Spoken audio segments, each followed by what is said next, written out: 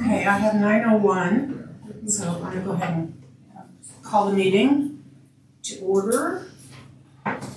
Welcome to our new board members. I think what I'd like to do is, well, first of all, I want to explain that all the meetings are videotaped and recorded, and so that's what the camera's about, and that's what the tape recorder's about in the other room over there. And if you're interested in seeing these meetings afterwards, you go on YouTube, is that right? That's the easiest. They're on the city website, but it's easiest just to go on YouTube and Google Callahan House Advisory Board meeting, January, whatever, you know. Yeah. But yeah. Okay. So that's what that's all about. And, you know, I want us all to be able to hear what's going on, so feel free to speak up, please. And I'm a school teacher, retired school teacher, so I have a school teacher voice, and school teacher ears went away a long time ago. So help me out by speaking up so I can hear what's going on too. So anyway, I'll start. My name is Candy Shy, and I started on the board in 2005, so I've been around a long time, and I have to sit out every now and then.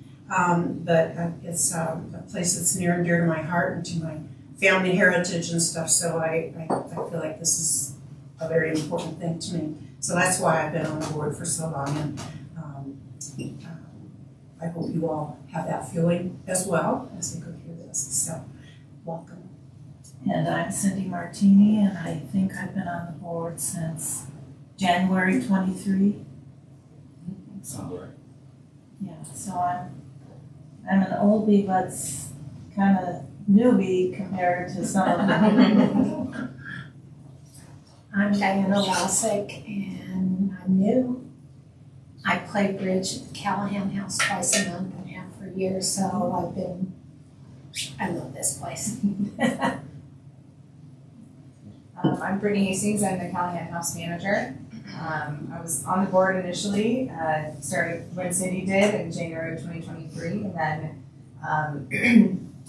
the house manager position opened up that same year and applied, and so I started as a manager in late July of 2023. So it's just been about a year and a half or so, and I really enjoy being a part of this. So I'm excited to have you both. All three of you. I am Ben Wagner. I want to welcome all three of you guys. I'm the Recreation and Golf Superintendent, and I have been with the city for 17 and a half years. So I've been here a little bit and helped with stuff here at the Callahan House for the last coming up on 6 years. And yeah, I'm very proud to say that I was part of the team that targeted her with an arrow when we got going. Things are going really well with the house right now, and it's a tribute to Brittany and all of our board too, for sure. Everybody's given so much to this place. So. I'm Julie Brown, born and raised in Longmont. My parents had their wedding reception here at Callahan House in 1955. So it's been part of our family. And my mom recently passed away, so it was encouraging to me to put myself out there. She was so involved with the community, so I thought Callahan House would be a good way to give back to Longmont. Yeah, that's great. I'm Jeff Gallagher, obviously a new member. My wife and I moved to Longmont about 2.5 years ago from Maryland to be close to our first born grandchild. I do have a background in architecture and had the pleasure to be in the house probably 2, 3, 4 times. Once with Santa Claus last year with our grandson, and I think a couple open houses. I just really intrigued by the house, the design, the architecture. So that's kind of what inspired me to become interested in the house and the board. Great. I'm Karen Cruz, and I have served on the board since 2014, with the 1-year break being 2020.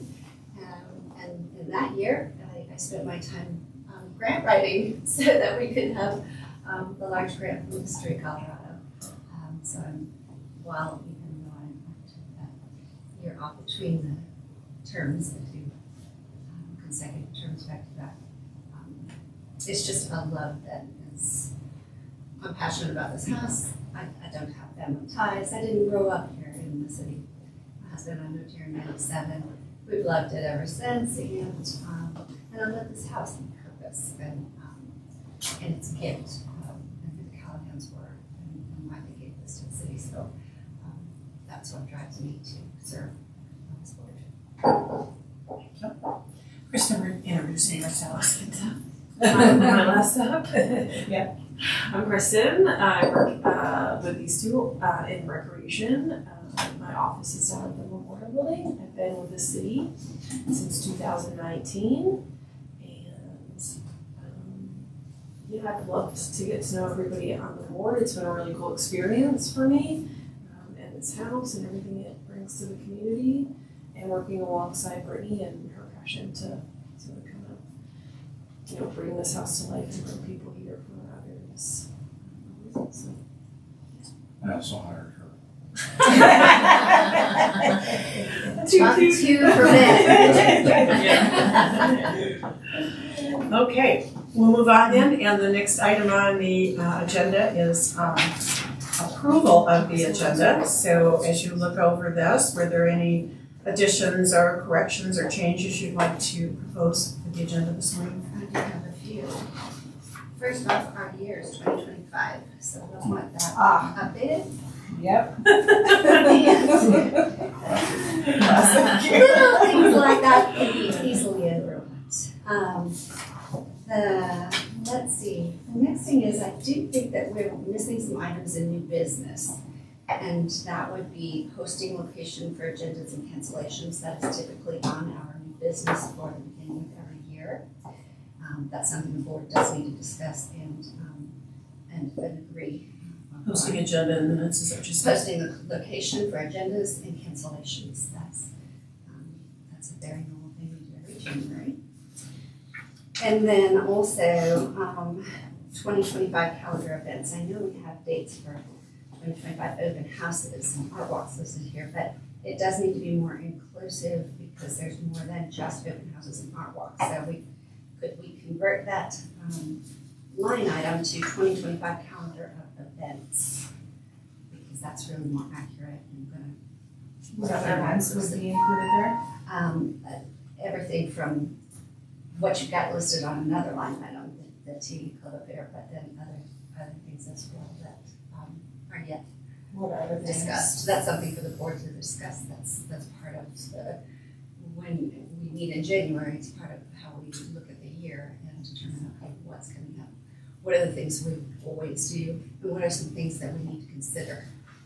So, Okay. That's One of the things that popped out related to that to me was the patrons kickoff, because we were gonna talk about this Exactly. patrons of you, so that was one of the things. yeah.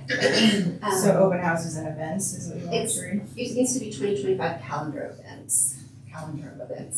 So where it reads dates for 2025 open houses, Patrons. just replace that with 2025 calendar of events, and that will be more all-inclusive. And then we also need that will fall under calendar events, a separate line item, which would be formation of committees and lead of each committee. And that helps us, after we've decided our calendar of events, to set out who's taking the lead on what project, who's taking the lead on our book, who's taking the lead on any other event other than any other special event, who's taking the lead on that. It just helps us to create those point of contact for who's going to move forward and with each project or event. So. Sounds like a pretty big chunk of work right there. So It's quick. what I would propose is that we probably can't do the whole thing today, and that there may have to break off into separate groups for different things to come up with the final lead people and Sure. committees and things Sure. like that. So we can put a calendar together based on what we know is actually gonna happen. And then, but if you don't put a point person, say for art walk, for example, Right, Then you yeah, don't yeah. have that point, Right. who's gonna be, okay, you're taking the lead on the art walk this year. Right. I think it's appropriate to go ahead and do that this year. Sure. In January. Or at least give people a chance to think about wanting to be in the for that type of thing. Because it may need a little more explanation about what that item is gonna be, so. Okay, anything else?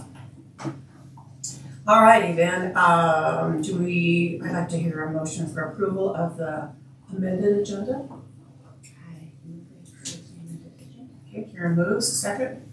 Second. Thank you, Julie. Okay. Approval of previous month's minutes. Candy. Votes. All That's right. Yes, all in favor? Okay, passes. So now, the previous month's minutes, December 11th. Are there any additions or corrections to make to those minutes? Maureen. Okay.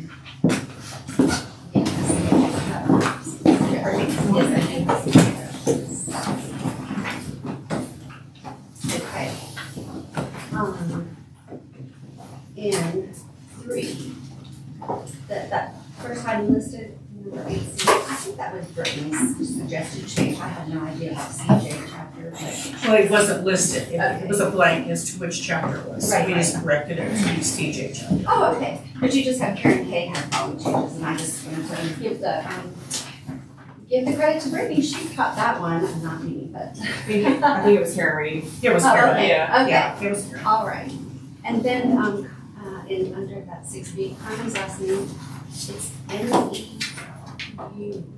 Which one are you on? It's still Okay. under 3, but Yeah. the 6B, Connie's last name is N-E-U. And Connie Newman is a past board member and wonderful historian and Yes, very special. Great. And you'll meet her, she's still, comes in and occasionally, which is wonderful. I don't want her name as well. Then in the action, that needs to show the included, the moving and seconding the motion of, approving the minutes. At the end, that says, it needs to say the motion unanimously passed. Because you need a motion, you seconded, you need the result. I'm sorry, can you say it one more time? The motion unanimously passed needs to be added. Oh, okay, thanks.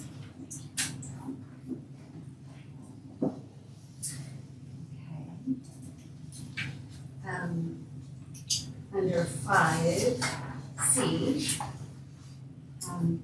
we did change patrons of Callahan House on that agenda to patrons of the Callahan House. And it's okay to put under, a lowercase t with the, because that is consistent with what the Longmont Museum does, the Longmont Library. So patrons of the, with the lowercase t is the appropriate name. And that was corrected on the agenda before, moving forward last time. Then under 5E, so the second to last sentence, Brittany reviewed one estimate for refinishing, and we'll get bids from other vendors. I believe it was the question of whether it was waxing or another suggestion by a historic restoration expert. And I think that's important to make note of, because it's not just we're gonna have the floors refinished. It's a matter of we're gonna reach out to these historic restoration experts and determine what they believe is best action for the wood floors. So what would you like it to say? It should include that it would be waxing or other suggestions by historic restoration experts.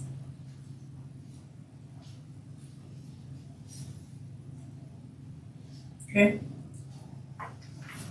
All right.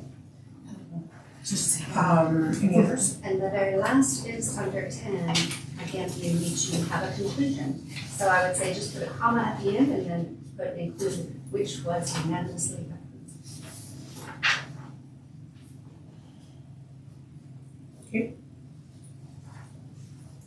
Any others? Can I have a motion that the minutes of the last meeting be approved as corrected. I move the minutes of the last Karen? meeting. Second, Maureen, all in favor? Aye. Motion passed. Okay, this is Maureen, and Maureen, we did take the time to go around and tell everybody a brief introduction, so we'll let you do that right here. That's okay. Hi, I'm Maureen McCoy. I've been on the board 2 terms now. I've been past chair. Yeah, I'm very excited to have all of the board today. Very exciting. Great, thanks. Okay, moving on then to public invited to be heard. Well, heard from this morning. Okay, number 5, old business, digitized scrapbook. So not too big of an update there, but we did, Rachel Moyer and I, who had kind of been working on that a little bit, did reconnect with Ian Belter, who manages the website, and he also agreed that the idea to move forward with putting the PDFs, for a little background for new folks, there are lots of scrapbooks pertaining to Callahan House that began in 1938 when the house was donated to the city from the Callahans, and the initial board was created, and so there are scrapbooks from then until now that have been kept. A lot of really cool historical stuff in there, and so the board had the idea a couple years ago to try to digitize those and get them on the website so people can enjoy them online. And so it's a very long ongoing process, and the biggest hurdle is that there was a recent, or as of I think this past summer, there was a recent law that went into effect for government websites to make sure that everything on the website is ADA accessible. So for people with low vision or people without sight, all kinds of different things that need to be on every aspect of everything that's on the website to make sure they're accessible for people. So that's been a big challenge with historic documents and all these things that are in the scrapbooks.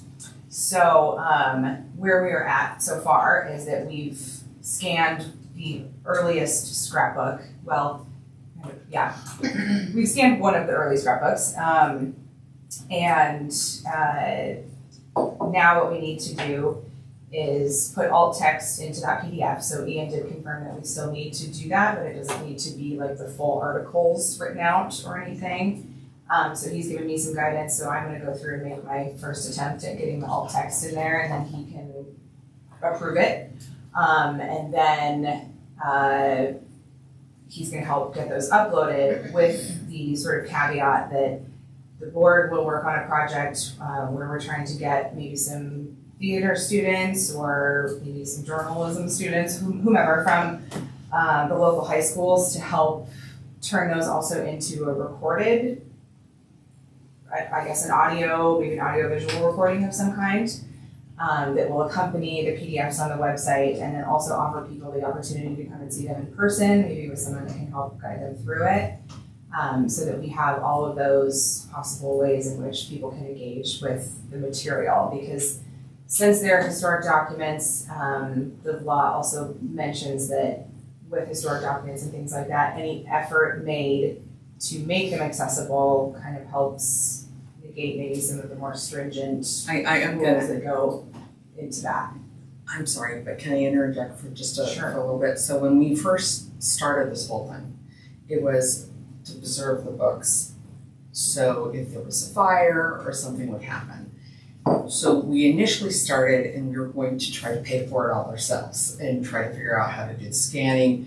That didn't work. Then we figured out that we couldn't take the books someplace and just find a regular scanner to do it. So we had to find a historic one that would document the larger pages. So we thought about taking field trips down to Denver to do that. That was negated because then we couldn't do that. So then in the meantime, all this came into place. So this has been an ongoing process for years. For 5, 6 is it going at this point, because I had brought this up even before you came back on the board, Karen. So it's just one of those things that, thank you, Brittany. So anything that you're doing is just fabulous. Sure, well, and so where we're at now, is to kind of go through the whole process with this first book and just see what that's like, and then, ideally, you know, all of us would take that over from anyone else in the city having to have too much hands-on with it. So, so I think where we're at with you all is the reaching out to some folks that might be interested in doing the audio visual piece.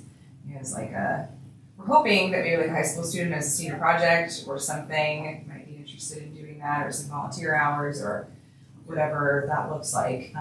So that is the help that I would love from you all at this juncture, is to find some folks that could be interested in helping with the audio visual piece, while myself and the other folks within the city work on the existing PDF, getting the alt text and getting uploaded, and then the board would jump back in to help with the scanning process after we go through the full process with that first one. And we prefer if they're a student here within the district, St. Rene. Probably, if we can, I'd say start there, and then we can go to plan B if you can't find somebody, but. That or George Vasquez. Yeah. He popped into your mind too. George has done He's stuff for years. he was a local radio announcer. You know, he's retired, and maybe something he'd like to do. Sure. So. Yeah. Or maybe some of us would like to do it. That's an option. Yeah, that too. was the first idea. So, yeah. Yeah, George always was great at doing Great voice. great voice. Yeah, is the audiovisual requirement done because of the accessibility? Well, it's sort of us trying to find another way to make them accessible, because the requirement is that we do everything we can to make them accessible, because they're historic documents. It's a little bit looser, and because the laws are so new, there's not really like very specific guidance on how do you digitize a historic scrapbook to make it ADA accessible. So we're just kind of like trying to find ways in which we are covering as many bases as we can. So the idea is that, you know, the visual element will be on the website, and then there's an audio element as well, and then an in-person element where somebody comes with a person that can help guide them through, you know, experiencing the scrapbooks. So that's the thought, at least, if we make all of our efforts to make them accessible, that we're covering our bases, and then more people can enjoy them. So I understand there are two components. One is just scanning everything to save the documents. Correct. And the other is to be able to take portions of those or whatever to put on the website, so that can be shared with. Yeah, pretty much the idea so far is we'll see what the process is like, but yeah, in entirety to have them available. Entirety, to be able to, for anyone, anywhere in the world, to be able to go on and access and look through. And these are unique things. They have Special history. the little lace napkins and invitations and newspaper clippings, which aren't always very It's extensive. easy to read, and all of that kind of stuff. So Does this put a stop on the process if we don't have this in place? No, and that was something I asked Ian specifically, is like basically what we need to do is, if we're still working on the scans and getting those uploaded, and the recording process is trailing that, which it will be, as long as we have some kind of disclaimer that says like audio version coming soon, and also like for people to always be able to reach out and come to the house and experience them, that should be good. And again, this is all kind of, because Rachel had reached out to see if we could get any like really direct, advice on what to do and what needed to happen, and it just doesn't exist because the law is so new and it's all kind of open to interpretation. So this is our best efforts at making them accessible. So you mentioned you worked on the first scrapbook. The first scrapbook is scanned, and we ended up we're using the library to scan these in. They have really good large scale scanners there, so that's where we're scanning. So it exists in a PDF form, and the next thing for me to do is work on the alt text, and for all of us to do is work on finding some people that want to take on this volunteer project of the So what's the magnitude of all the information and scrapbooks and things. Mhm. What's the kind of magnitude of? Oh, yeah, quantity? good question. There are 10 or so scrapbooks that, the first one is the smallest, which is kind of, and I say first one, it's actually was done later with some historic information from when, like the Callahan's era. So it's a lot. There's probably 50 or so pages in 10 or so scrapbooks, and a lot of little pieces, and some of them with like packets that have several pages within a page, and it's a lot. So it's yet to still be, I mean, an ongoing project probably for Years to come. and probably, you know, but if we can, the ADA thing kind of put it on the back burner for a long time, but I think we can really make a push to dive a lot deeper into it this year than we've been able to. So yeah. And municipalities are being sued left and right over this law previous to the new update of it too, so including Denver. So everybody's really scrambling to try to make sure their websites are ADA accessible. And so there's a lot of fear of litigation. On top of the idea of doing the right thing, which is trying to make it accessible to as many people as possible, right? I mean, that's a goal for sure. But the litigation is absolutely a factor. But let's be clear, they've been stored here at the house for years under our table, so nobody's had access to them. So the big thing is to make sure that people understand why we're here, what we are, and they have the ability to look at them. It's the historic knowledge. I'm very, Yeah. and because I kind of put forth this in the first place, I'll be a volunteer for sure, because Great. I'm the one that started the whole ball rolling in the snow. Sorry. It's gonna be a cool thing. It's just gonna take a lot of time and a lot of effort, but it's fun to scan in the first one. It's kind of, it's a little cathartic after a while. So, Okay, so this will remain under old business. for probably a very long time, but yeah, at least we have a direction, I think. You know, it took a long time to figure out how to do this, and now we have at least a direction. And so that's great. It's further along than it's been for a while. It's also a Toastmasters, isn't there a Toastmasters Yes. organization? That might be something that they'd be interested in. I'll reach out to them. I think I know somebody in it.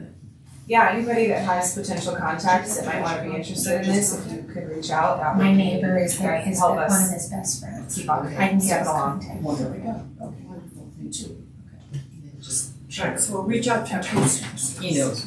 Okay. Yeah, the gentleman that y'all mentioned, any George. contacts that Yeah. you have that might want to be involved, I'd say go ahead and reach out and let them know what we're trying to do and see who you can get to be involved, because the more people we have. More the merrier. Yeah, and you know, because some people, like, maybe somebody takes a couple scrapbooks and somebody takes a couple, you know, somebody trying to sit and record the whole thing might be a bit much, so. Depends on how lethargic it is. Yeah, no, this is, yeah, and it's completely volunteer, so make sure that they. Yeah, we have to test them out first, right? Yeah. Audition. Yeah. Okay, So, updated video. yeah. So I shared I have actually yet to watch it, but I have shared the most recent draft, when was that, a week or so ago, or I think it went out with the packet, so last week. Yeah, with the packet, there was a link to the newest draft. FYI. Too many things going on. So, yeah. Okay. But so basically we need to set a date, and for some background, for the new folks, also a couple of years Let's ago, go. we Yeah. started. Do you wanna? Another crumb in Yeah. the snowball effect. We wanted to update the video to have access so people could tour the home if they're or in the gardens, and then that they could watch it. And There's an existing video that there is an a existing lot of video history on the house. that has a tremendous amount of history, and I wouldn't negate that and at all. It's just we wanted to make a more updated one so people could have access to it.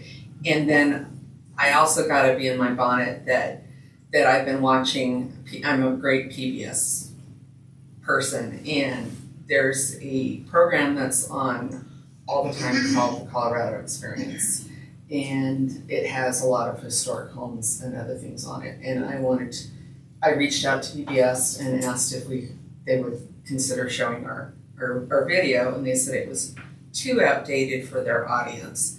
And so I had hoped that we could get a newer video in place that we could put forth to PBS, the local station here in Denver, and have it shown on the Colorado Experience so people of the state would know what a wonderful home this is and how much history is involved in it. So we have been working on that. The new video is not meant to replace the old one, but it's meant to sort of like complement and bring a little bit more contemporary, like I said, involve more contemporary audiences, engage those audiences. So it's more of an overview of like Callahan House and how it came to be part of the city, what we're doing with it now, things like that. So the stage that it's been filmed, and we are at maybe the third or fourth iteration of a draft. Yeah. And it basically third. It's basically until we are happy with all of the details of it, then it's complete. And so where we're at is the latest draft is available, and there's a link to it in the packet that I sent everybody. So if you'll review that, and then we need to set a date for. When should we look at the date to meet and discuss this? Yeah, Before so, the end of this month? and this is basically a committee meeting, but this committee we'd like everyone to be involved with if possible.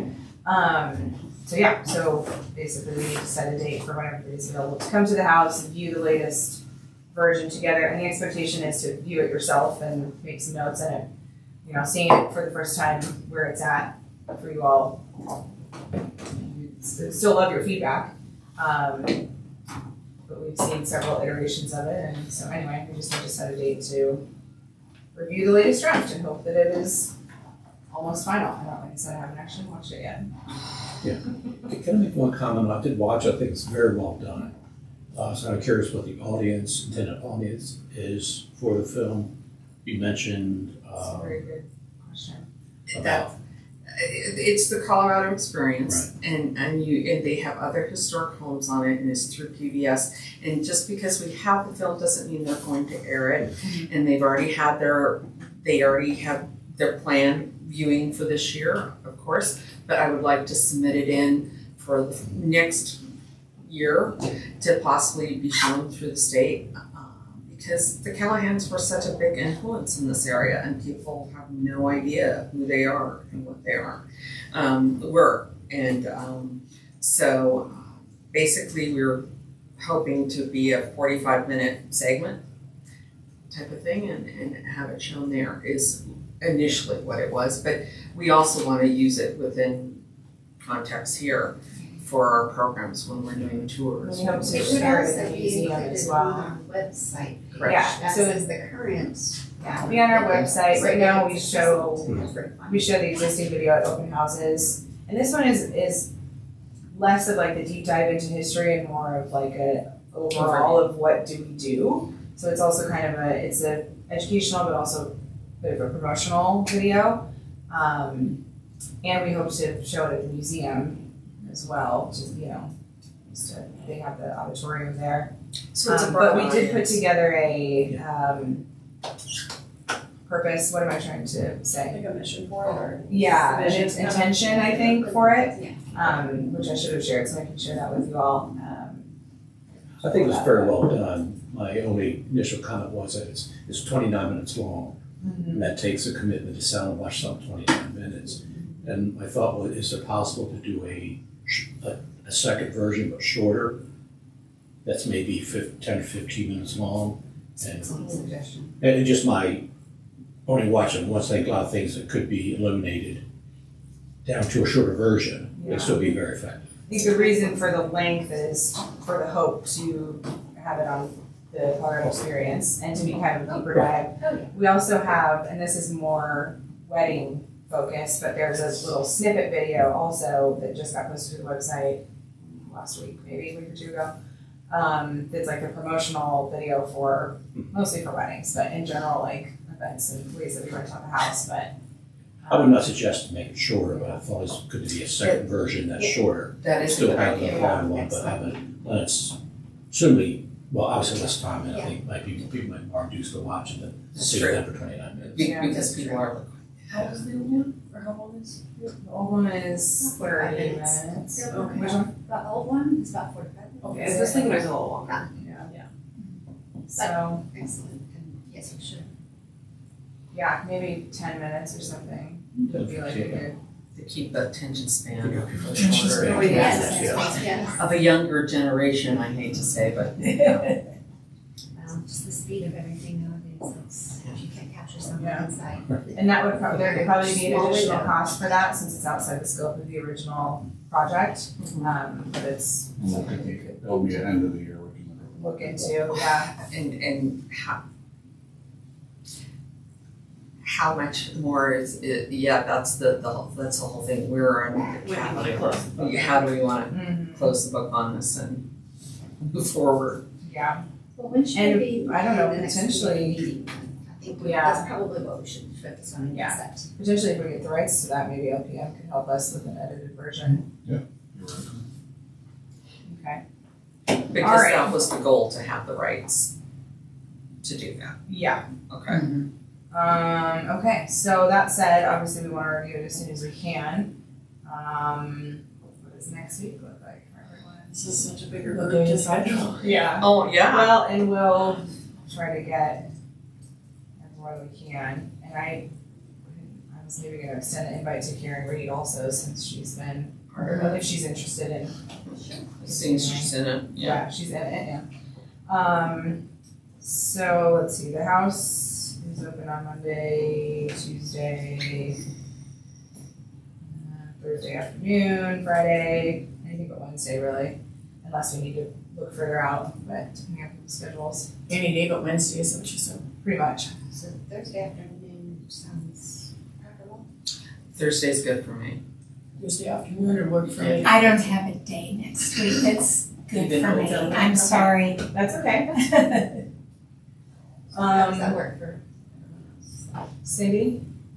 How late in the afternoon would it be? Well, we can start as early as noon-ish. Or maybe we wanna start after lunch so that. That's 12:30. Sure. Yeah, I can make it. 12:30.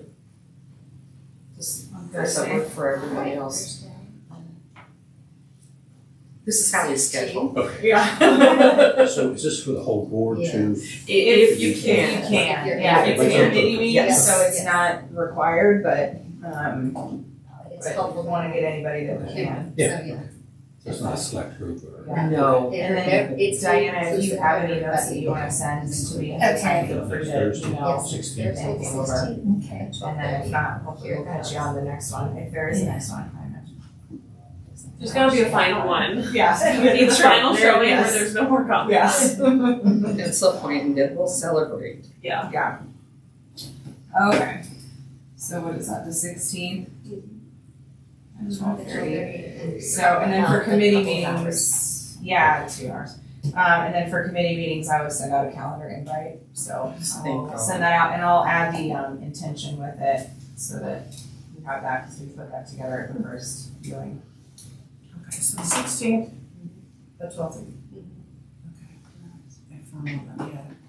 Alrighty, so moving on then, patrons of the Callahan House. Karen, you wanna? Yeah, have Like that date. Did everybody get the like reformatted version with the packet? That was also sent with the packet. Yes. It was just with the edits that we talked about and reformatting with the city, or with the logos and whatnot. And so for this, I think, so I lead this project, but everybody inclusive, anyone on the board, everyone on the board who wants to be part of it. It is a donor program, it's new. So it's not in this printed packet Designed today? It's in your binders though for the new business. Oh, Yeah. I don't have it because. It's not in the packet though. Oh, I printed it. Because I off. read it. Okay. I read it Not online. that they emailed to us, it's not- Yeah, it wasn't part of the packet, it was an additional segment. I felt like it had That's it right been in the there. packet enough times. Was it in November? It's been in just about I every think it was month. November. It's been- Yeah, which is why I didn't But include it, this yeah. is the most recent one, but it was, in the Okay. packet, which we emailed to everyone. I can share mine. Got So basically, this is a new program, it's a donor program, it will be an annual program. And our objective is to raise funds for the benefit of Callahan House, specifically for restoration and preservation of the house. That's not something that's part of the city's budget, it never has been, so it's always rested on board for fundraising for these types of projects. Anyway, this program, the first page of it is the outline. That's just for all of us to be able to be aware of what our goals are, what the donor levels are, both individual, family, and company organization. That it's an annual thing, what the benefits are to the donor, and how outreach and advertising, we're going to strategize outreach and advertising. The next couple of pages, you have two different letters. One is intended for individuals and families, the other is intended for companies and organizations. So we are doing wide reach to the community and beyond for those who are interested in historic restoration and preservation, and specifically for the benefit of the Callahans.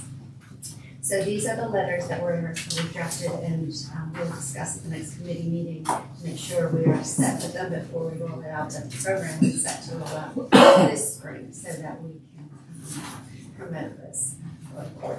I do think we need to add that the mailing address and phone number at the bottom of each of the letters. So I see that you added the Callahan.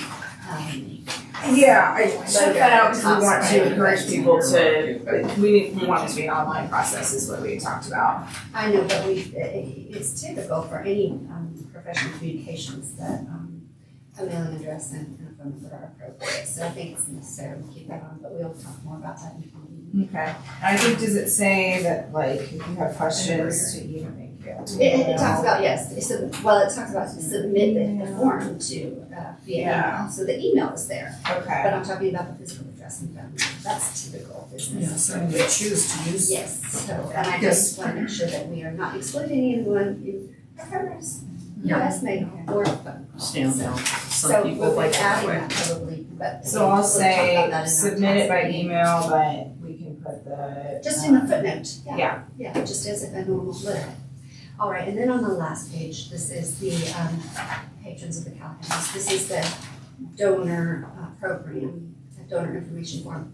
I see that, I don't know, it must have been in formatting or something, Brittany, but you've got at the top, Callahan House donor program and the donor. Which one? I'm sorry. Last page, the donor information form. It's, Oh. that needs to go down here. Somehow I think in formatting, What's we that? moved What's that that? a little bit. Okay. It's just, this is the donor information form. Donor. So donor just needs Oh, to okay. get moved back down to that second line, because that's what it was, that seems, I'm sure it's just formatting thing. And then in the addition of the language regarding tax deductible, I think this is good that you added, your donation may be deductible, we need to add in tax, so your donation may be tax deductible. Okay. And then I would say, please consult, not refer to, please consult your tax advisor, because that's really more appropriate language That's a for different that is version. used. This one. Oh, it's not, Did you oh, get on this? We don't have to do. you don't have what, okay, so this is the one I printed off that was in the packet that Brittany emailed to okay. everyone, so So I made some somehow, edits, yes, which sorry about that. what's there. Well, it's in your email. But nonetheless, we'll go through all of this again and update as needed a little further in the committee meeting. So that said, So I'll make those changes and send to make the changes and then have them for, everyone, yeah, and then you'll have it for. for the committee meeting, yeah. Okay. So then, next, Oh, hold on a second. Can I just wanted to ask, other forms that I've seen like this, so it says, please select the preferred patron level. Is there a way to put like a little box in front of each of those and then they would check the box? Yeah. Yeah. Okay. And then Yes, also I it's- noticed it doesn't say how to make your payment. I mean, the letter says to, I guess, print out the form. Or We're trying to do. You're gonna have a link, because I remember. It just I doesn't linked- say how to do it though, yeah. Oh, you're right. okay. So So Yeah, this there form should be should a- say how you make your payment. yeah, we're still working on getting this process to actually be available online, but it should say like, there should be instructions on how to do that. So the A only two one-time things I got gift there, or little monthly boxes. or and- Sometimes when you look at it over and over again, you miss the Which is simple why several eyes help. Yeah. And so, Yeah, all right, perfect. so our Thank you. next thing that we need to do is set the next committee meeting for this. So, and that again is inclusive, everyone, so anyone and everyone to be Do participating we wanna in knock this. out 2 birds at one stone? We could, it's up to you all. Do we want to piggyback off of the Thursday, the 16th? That's already a 2-hour block to be looking at the video and then take a break and then get to working on this. Give And it what will we an be hour. doing? Going through it, doing any more fine tuning such as any other things that have not yet been caught or any other suggestions to further improve the form or clarify the language in the letters, anything we need to do specifically regarding these forms. So, and then discussing how we're going to be rolling out the program in the spring. How long is the meeting, do you think? An hour? I'm going to try and be concise enough to make it an hour. And the video might not take 2 hours, Okay. where we're at with it now, I think the last time We An buzzed hour. through it pretty yeah, so maybe we can fast. set an hour and a half for the video and an hour for Could we just piggyback? patrons if you want Yes, to do that. if that's acceptable to everyone. Okay, then let's do that. Okay, we'll be immediately the video meeting. We'll take a break in between the two, of course. So at that point, we can also discuss the rollout date or event that we wanna Yes. do this? Yeah. Okay. That's the objective.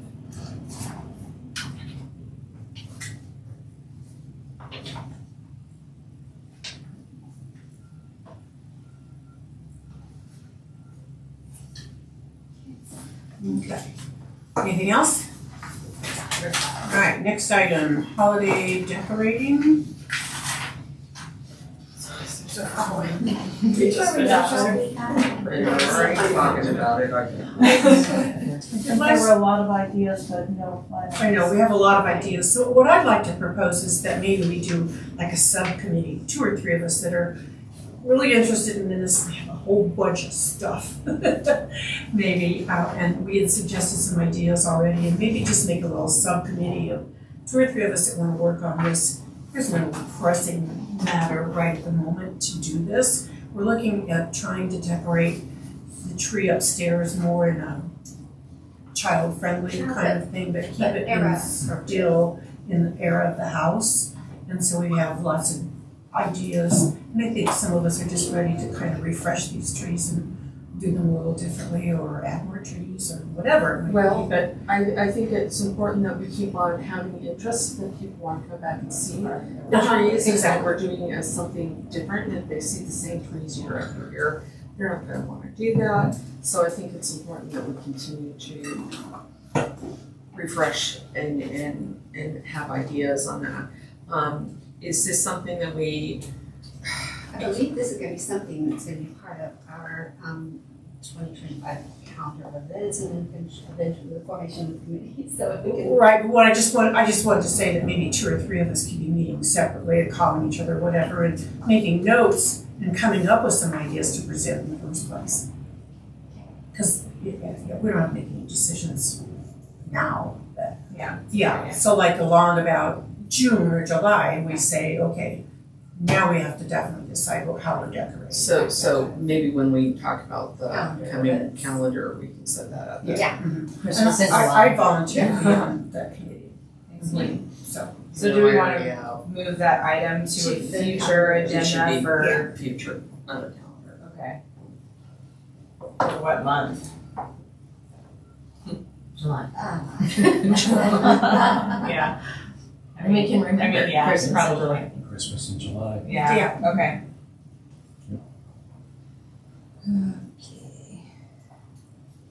And so who all is on that committee then? So I volunteered, Maureen, I'll search it. Okay. Because I've got anybody else? kids. Okay, well, you can always add people to it later. Yeah. Everybody that feels All jolly ideas July. are welcome. Yes, that's the whole point, anyone is Yeah. included. Okay. So just a question, say like this committee, and if one of us knows someone outside who might be very interested or experiencing suggestions on a tree, can someone be invited to that group? I don't see any reason why not. It's It'd kind be- of similar yeah, it's as a public volunteer invited basis, just like like public. And Yeah. I think that, yeah, outside opinions always helpful. Yes. Like Connie, Extra hands. Yeah. Connie Yes, will like- help with things from time to You know, Yeah, Connie any, comes in and you helps. know, Yeah. citizen. Volunteers are always welcome, and we have Citizens people always are welcome. interested in that. Unfortunately, we don't always have a lot of opportunity for it, so I think This might be a would good be a one. good one, yeah. Yeah, there's a lot of people out there who like to come and help decorate too. Yeah. Volunteering. Okay, moving on, future restoration preservation. So I had reached out to Spectrum and White for quotes for some of the general stuff that we had, well, for the repointing specifically, because we have the quote from Empire. So what we're working on there's a list in your new binders. It's kind of an ongoing Restoration. living document that's, preservation and restoration is always an ongoing thing at Callahan House. Work. So what we're working on right now, the repointing of the exterior of the brick. And so we have an existing quote from Empire, who did the big restoration project for us 2 summers ago. And so we work with them on a lot of things, and they're also, I know, right? And they also are gonna be doing some restoration on the upstairs woodwork, soon. Wall and woodwork, yeah, on the upper floor. So anyway, they've done a lot of restoration and preservation projects for us. But so how the city works with those kinds of things is if the quote for the project is over $10,000, we need to get 3 quotes.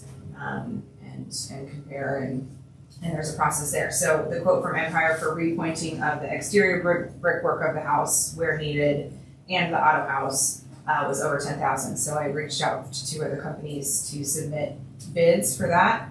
Haven't heard anything. It's been a while, so I'll need to follow up with them and see if they want to bid. And then if we do reach out and don't get 3 bids, can we move forward with the one, or do we need to? You just stop with purchasing, but yes. Okay. So that's where that part of the project, and then, the upstairs is going on, and then the dining room, Karen. I have an update to share with the Great. board. So this all, and the reason this did not go out in the packet is I did not have it, by that time, I think actually I have them I think I just have them for board members and, Brittany, I'm sorry, Betty. I'm So good. can you look on, It looks great. anyone who pass it along, please. I'm sure you want to. Because it's me printing it, and I'm like, okay, we've got some, and one house manager, so I'm going to just say. All right, now, this is 2-sided, the first page, the difference between, there's a page 1 at the bottom, and then there's page 2 at the bottom of the other one. The only difference between them is this.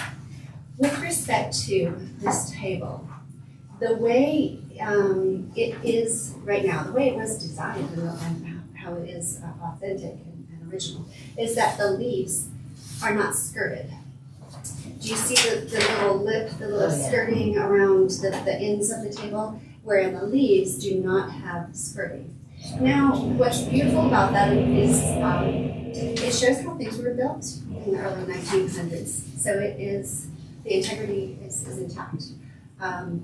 This shows restoration of all 7 leaves, the 3 that you see here and the other 4, as is, not additional skirting. Now, if we wanted to add skirting for aesthetic, then it would just basically be another $250, because basically what you would do is take quarter-sawn oak and create a skirt that would go on the leaves that is not ornate in the design, but just more in line with the look. Now, I brought both of these options to you all because this is a board decision. I can share with you my personal thoughts, and I think if it's okay with you, and I would like to share that. I do think that there's something really quite special with maintaining the integrity of something original. And so, while today we have table leaves that are skirted, and of course they look beautiful when they're put in, and everything looks so uniform, it is not how things were done in the early 1800s. And so, for that reason, I would suggest that we keep things original and that we do not skirt the leaves, and so that we have the beautiful integrity of the table. And there's also at least three, four, There are five four more more leaves. Yeah. So a total of 7 leaves. Then you see 3 here. There are 4 more in here, and he'll do all of that. Yeah. This is These little pieces. Yeah. yes, and so what you see, line item 1, that's taking care of the table and the leaves. So that's 3,200. Then taking care of and doing the chairs. And that's all of the chairs, and including those with the sidebars, and reupholstering. And that, I think the reupholstering is really the significant cost. It's going to take 4 hides of leather. But also one of our most important pieces, because So yes, The labor. So the So but the leather. So the cost of restoring the chairs is significant, $17,960. However, that once in how many years? has it ever been redone? Do we No, know? no. Okay. Never. So this is a cost that's worth investing and following through and doing. And we also, 3,200 is for what? The table, and as you see, item number 1 is refinish the split pedestal round oak table with the set of leaves. So that's the table and all 7 leaves. The second item is the chairs, all the chairs, including the reupholstery. And, as you can see, just any wear that you'll see on any of these will be that's restored. probably the worst one. This is a good example. Yeah. So any wear and dings and things that you'll see from the wood will be really properly cared for and refinished. And then, of course, now all the brass will still be reused, so that's beautiful. It's maintaining that integrity. But then replacing the leather is going to be expensive. And keeping in mind that, and it won't be anywhere near this cost, but we have a couple of Questers organizations that Yes. are interested in raising money for this project. I don't think this, even with a couple chapters, was probably what they. Actually, we have a budget, not just with the couple chapters, but within the state. Okay. We have the national organization that we can also reach out to. I'm going to put forth this to the our chapter tomorrow at the meeting, and then I'll also put forth this to the state president, so they're aware. We could make this as a state president type of program where we'd want to work on this. I, again, cannot guarantee funds, but I can put forth Maybe some offsetting. that we have a fair chunk of change that we can actually put forth. As people may or may not be aware, that's what Questers do. Questers. Maureen serves in Questers. I don't know. Yes, so I'm gonna, let me just quickly state what Questers is. Questers is a longstanding women's organization that does education and restoration. And we meet and we have local chapters and we meet and we have collections and various things. But our main goal and purpose is to collect funds for historical preservation and restoration. And we have done that with the historic Stanley Home, we've done it with the museum in Berthoud. We have various different things that we've donated to over years, Callahan House being one of them. Your chapter meets here as one of our clubs. And so this is something that we wanted to do and take on, and now that we have a quote, I have numbers that I can take back to them. So let's not have a complete hyperventilating moment about the cost quite yet. Let's see what we can come up with. I cannot guarantee that they'll cover everything, but we will try the best we can. I know that they have taken on several buildings and other things that have been higher cost than this. So, I'm just gonna put that out there. And I also am also gonna reiterate with, that I agree with Karen about not doing the skirting. I think the whole point is to keep it historically accurate and not reimpose, what we think is good looking nowadays, but really keep it to what is historically accurate. And to put the additional pieces would be, redoing and You're altering you're altering, something. It's or original something. state. So, The other sorry. If I may just finish out the last, few items is that the line 93 is the refinish the oak sideboard with ribbons. That would be this. And so that's $38.50. And then refinish the oak server, which is the one over there, and that's listed as $3,200. These are original to the Callahan. They The original house. Yes. All of this is, So- yeah. So all of this is, it has never been restored, it has never been cared for, so it's due, and it's worthwhile to spend this kind of money doing so. He does do pickup and delivery, as you'll see, which is fantastic. So, I'll charge $500 for that. He has been restoring things for over 30 years. This is his love, his focus, his passion. He's close enough in location that he's in Windsor. I did everything to try to find someone in Longmont or Norwalk and even London. nobody It's exists just- anymore. It's just tough. People have And retired. people like this Right. are hard to find, and so I was really pleased to find him, and he's wonderful, and he did say he would be willing to take on this project and beginning this year, so, Did he give you a timeline on how long this would take? no. So I have to figure out a We will- timeline. we will need to learn about that. This room, Yes. so. Which we're is gonna agree with doable that. because we have other tables that. Yeah, but people would have to be okay with, for a private rental, not, Mhm. so we'd have to We find a do have timeline other to do tables that. to use in here. Yeah. Well, yeah, I mean, Tablecloths can be wonder. They can. Well, that is a where you could to even have like, the round tables, the large round tables that you Yeah. purchase for events, Oh, okay. for outdoors, those could be used in here as well. So there are options. Yeah, we just need to. Yeah. find People, a time. But if We he don't wanna do it in would the be middle of focused summer. on this brides need to be and aware. Yes. he would be focused on this and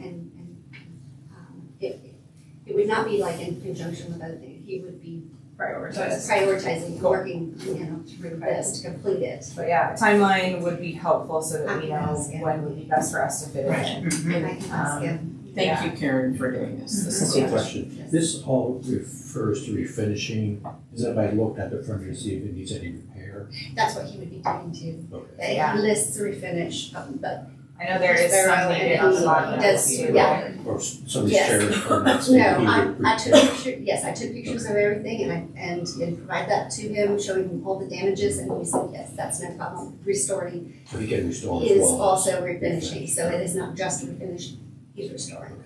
So he's very, a wonderful person. He was simple with his wording here, but it is restoring.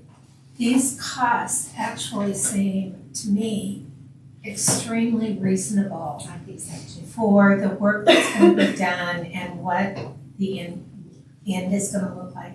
If anybody's ever had anything restored or refinished or reupholstered, this seems I'm just amazing. Thinking, I'm just thinking of two chairs that the state president had as her priority project, and it was just two chairs, and it was So I'm just gonna say this is very reasonable in my head.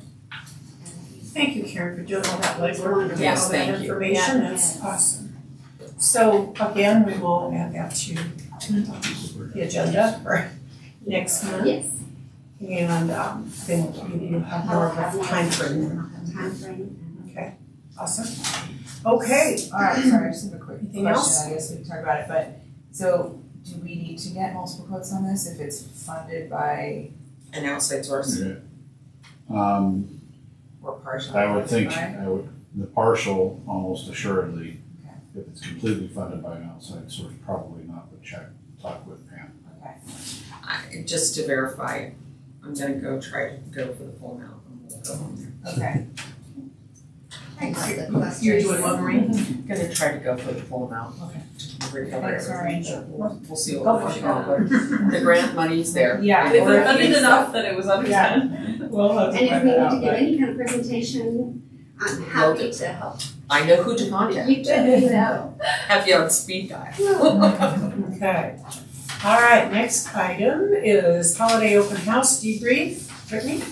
Yeah, it seems like forever ago now, but, so the last open house was on 12/12, and that was just the holiday decor, not the Santa visit. And, so after every open house, we just like to kind of share numbers, and I keep all of this information in a spreadsheet so we can compare from year to year.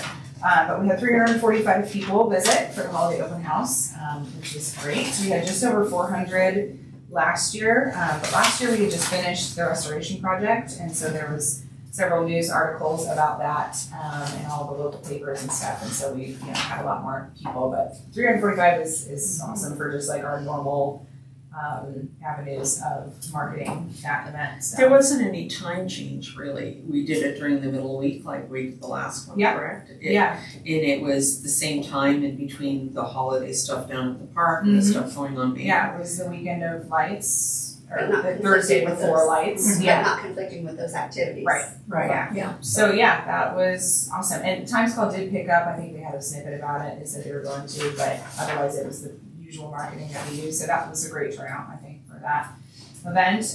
It was 3 hours long. The first hour was 200 people. The second hour was 112, and the third hour was 33.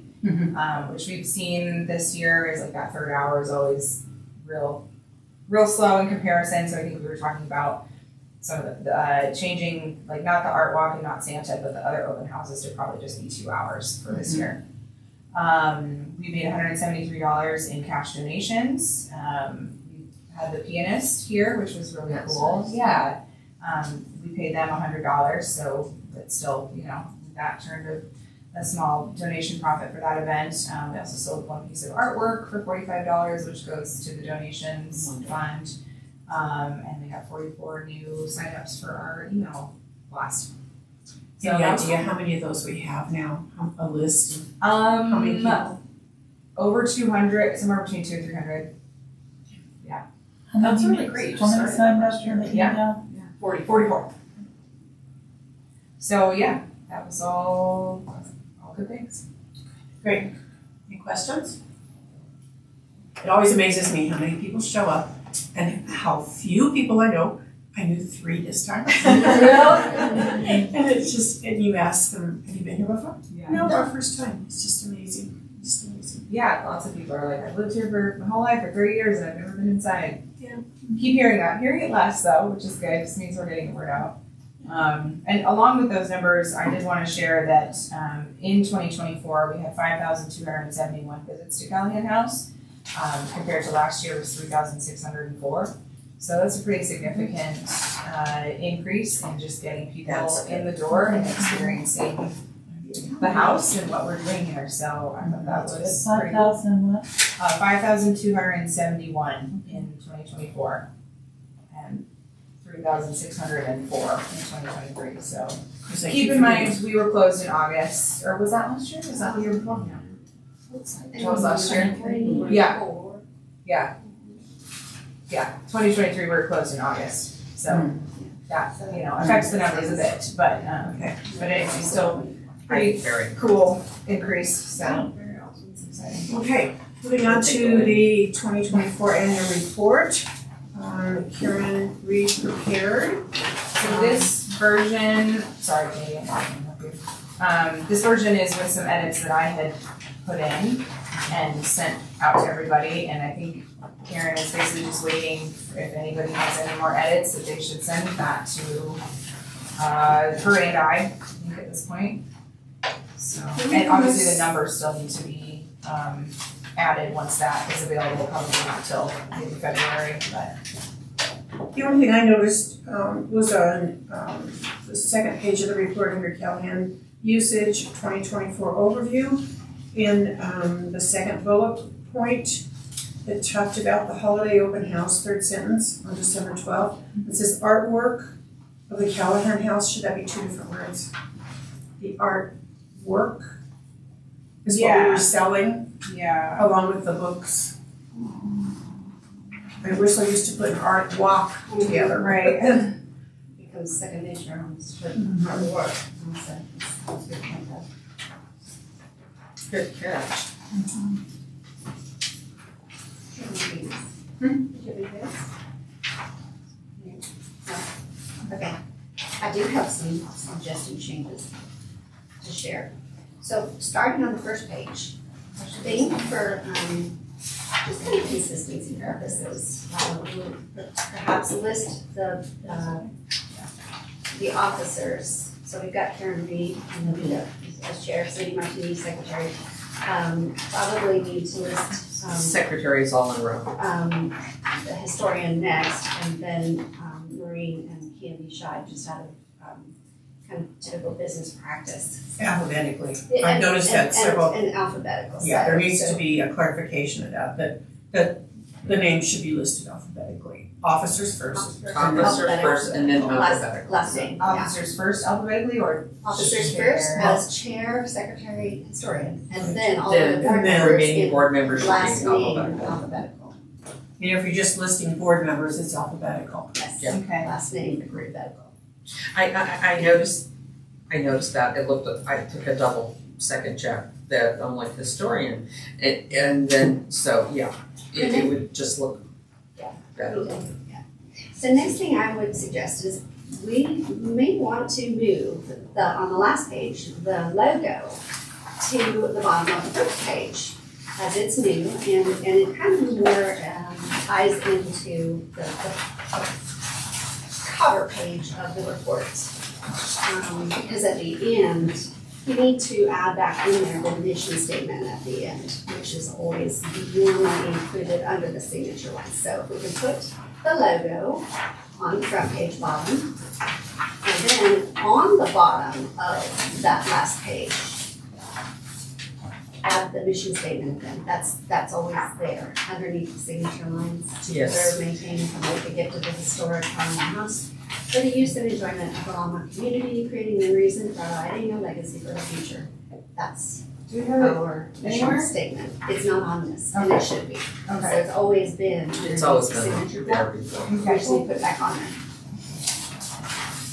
I take it this is a formatted kind of thing that the Yeah. president just, Yeah, so last year we submitted it to someone within marketing within the city to reformat it. And then I provided last year's to Karen and she worked for that. So, yeah. To make it easier, Oh, yeah. yeah, you just got, Makes a lot of you difference. just can't wing it. Yeah. and that's not. And honestly, I don't mind that the Callahan House logo would be in two places, quite frankly. The more The we beginning promote- and the end. the beginning and the end, it seems It's like fine if we're- there's space, but If if there's it's not crunching space- the mission statement, I'd rather it just I be on agree. the front. it can be mission Logo can statement be is whatever size, it very can be much smaller. Yeah, mission statement more important than the logo. Okay. On the second page, or actually the first of the reports, so the text one and then the second page. The chart needs to be labeled correctly. That in past years, and instead of having, you've got Callahan House usage and then you have house usage. It just should be the Callahan House usage right there. That is what that chart is labeled, and that's what that chart's about. That's the content of that chart. So, just Callahan House usage right here. And then the same goes with the house fund. The Callahan House fund always goes just right here over the chart of what is the Callahan House fund. So what you see there should Got typically be Got it? that, and what you see there should be that. And so, that's a standard format that we've used and should continue to use so that it's consistent from prior Past years and going forward. I know that you mentioned we still need, financials for 2024, but we do have numbers for, usage for, Yeah, just have it. right? You just don't have them in there yet. Just Okay. have them in. All right. Then the next thing is at the bottom of that page in the last bullet point. We have the QR code remains posted outside each of the exterior doors. I think for clarification, we should include under the veranda on the west and south sides. Because as it reads, it can be a bit confusing. I think it's important to state that those are under the veranda on the west and south sides. Instead of each of the exterior doors. Right, yeah. I think it's actually just. It is, right it here. is posted each of the exterior Did it get doors removed under from the the front door? veranda Maybe. on the west, which is the front door, and the south, which is. is this one right off of the music room. So it's posted both places, that's for clarification. Then on page 3, we do need to add rental rates for events back in the list, because rental rates for events, along with club dues, identifying that they have either remained the same as 2023 or they have increased, whatever they may be, we need to include that in this bullet point list because that is standard. So where we have, rates for clubs. Overview, but on page 3. Yes, because where you have rates for clubs, we've typically also then under that put rental rates for events because they're different, obviously. But we always identify and share with city council. That's one of the questions they'll ask. What's going on with the pricing of the house. So we need to add rental rates back in there. So just a blurb about whether or not they increased and then a chart that shows what they are. Yeah, that's exactly it. We may want to, for consistency, add periods, and this is my editor's hat on, for the, at the bottom, at the ends of each of the bullet points from that point on, because they don't have periods at the conclusion of each of those. So, because you either have periods in your list or you don't. Prior to, we've got periods everywhere, so it's consistent. Let's see, develop patrons of, let's lowercase that t in the Callahan House. And I would add a comma after Callahan House, and then I would state an annual donor program, period. So that clarifies what patrons of the Callahan House, comma, an annual donor program. So develop patrons of the Callahan House, comma, an annual donor program. That clarifies what that is. So wait, see, what is that? What's that program? Right beneath that bullet point, instead of the word saw, I think reviewed is a more appropriate word. Reviewed new branding for Callahan House. That is what the board did, they reviewed the new branding developed by Rachel Moyer. Again, kind of at the end of that one. And then, of course, a period at the end of the last bullet point as well. So that's that. Going down to the 2024 events. Because the words and the open house events described above are included in the along with the monthly ladies club meetings, we should go ahead and remove club affair and art walk because those are two of the open house events described above. So we don't want to make it redundant in our list, especially along with the ladies clubs and the other open house events that are described above. We have these things happening. So club affair and art walk they need to be removed from the list because they are addressed Already. Yeah, club fair and art walk. Club fair and art walk is listed under the 2024 overview, and so we don't need it in the list of events. I'm not familiar, but is there any problem duplicating here again, so this list is complete? Well, if you're gonna go in that direction, then you kind of need to go and add a whole lot more, and it makes the list longer. And since it's already included in the Right there, right. yeah, since it's already included in open house events, and we've kind of list all that there. Here's Just like, don't wanna be redundant and don't wanna add text to what the city council is gonna already be like, I don't wanna read someplace. Yes and no. I kind of disagree because I think we can highlight it because this is one of those things that for the club affair, I definitely went in front of city council and asked people to go. And Art Walk is one of those downtown events that is really, it's a jewel and we wanna, if we highlight it more than once, it's not necessarily bad. I agree. I think if we just change the language here, because in the overview, give providing a little more detail about those annual events and special events, I think if we just take out that sentence maybe. Take out the Just take out described the and. above. Well, Yeah, just along take with out monthly ladies clubs meetings, Just the take out the following is a and list there. of blah blah blah, yeah. And the open house events described above, just take that out. If we do that, then Yeah. Then that leave, would be, then leave it, then Yeah. leave the club affair and not work on the list, it's fine. because those are highlights that we really wanna prove that we are a benefit. And it popped out here more so than it did. In the, In the paragraph. Yeah. It kind of blended. Well, then, yeah, then removal of that phrase and that, removal of that sentence works and then leave them on. Thank you.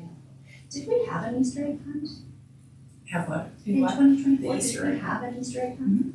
Oh, okay. I was like, It's a private rental, but same as Ah, a lot okay. of these that are listed, but yeah, she's Okay. done it annually and they just booked again for this year, okay. so. But that's great, then people can think about it. That's, I love it. Then in maintenance, under maintenance, did we have an inspection of the oven and inspection of the kitchen? I think that should be added back in under maintenance because that did happen and that was important. It was a fire concern that we all had raised and so there was a full appropriate inspection of the new oven and the kitchen. So that needs to be added People are back aware. under maintenance, yes. Everyone's paying attention, we're all paying attention, safety. Then under the second bullet point, I would add in the word garden before the word events. So new tables and chairs for garden events were purchased. And then that is consistent with what the next bullet point is, a shed for storage of the new tables and chairs for garden events was installed. But are the tables and chairs only gonna be used for garden events or could they be used for other Technically, things? yes. No, those are Really? Yeah. Just wanted to Yeah. reiterate Yeah. that Yeah. that's clarification point. And then under the bullet point, heavy draperies and balances they were not altered, they were removed. We completely removed them to allow light to come in To showcase the windows. of the leaded glass windows and the curved library windows. That was the first thing we noticed when we came into Playbridge after that was How done. much It was bright like, brighter and wow. lighter and everything was It's lovely. So, yeah, they weren't altered, they were removed, so let's change that word. Then the UV protective film was added to the south and west facing, rather than storm, the word storm, it's tempered, protective glass windows that's out there. Storm windows gives it kind of sounds like they are temporary and removable or seasonal or something like that. And the glass that's out there, that's tempered glass, it's tempered protective glass. So I don't want to give the wrong impression that it's a storm window.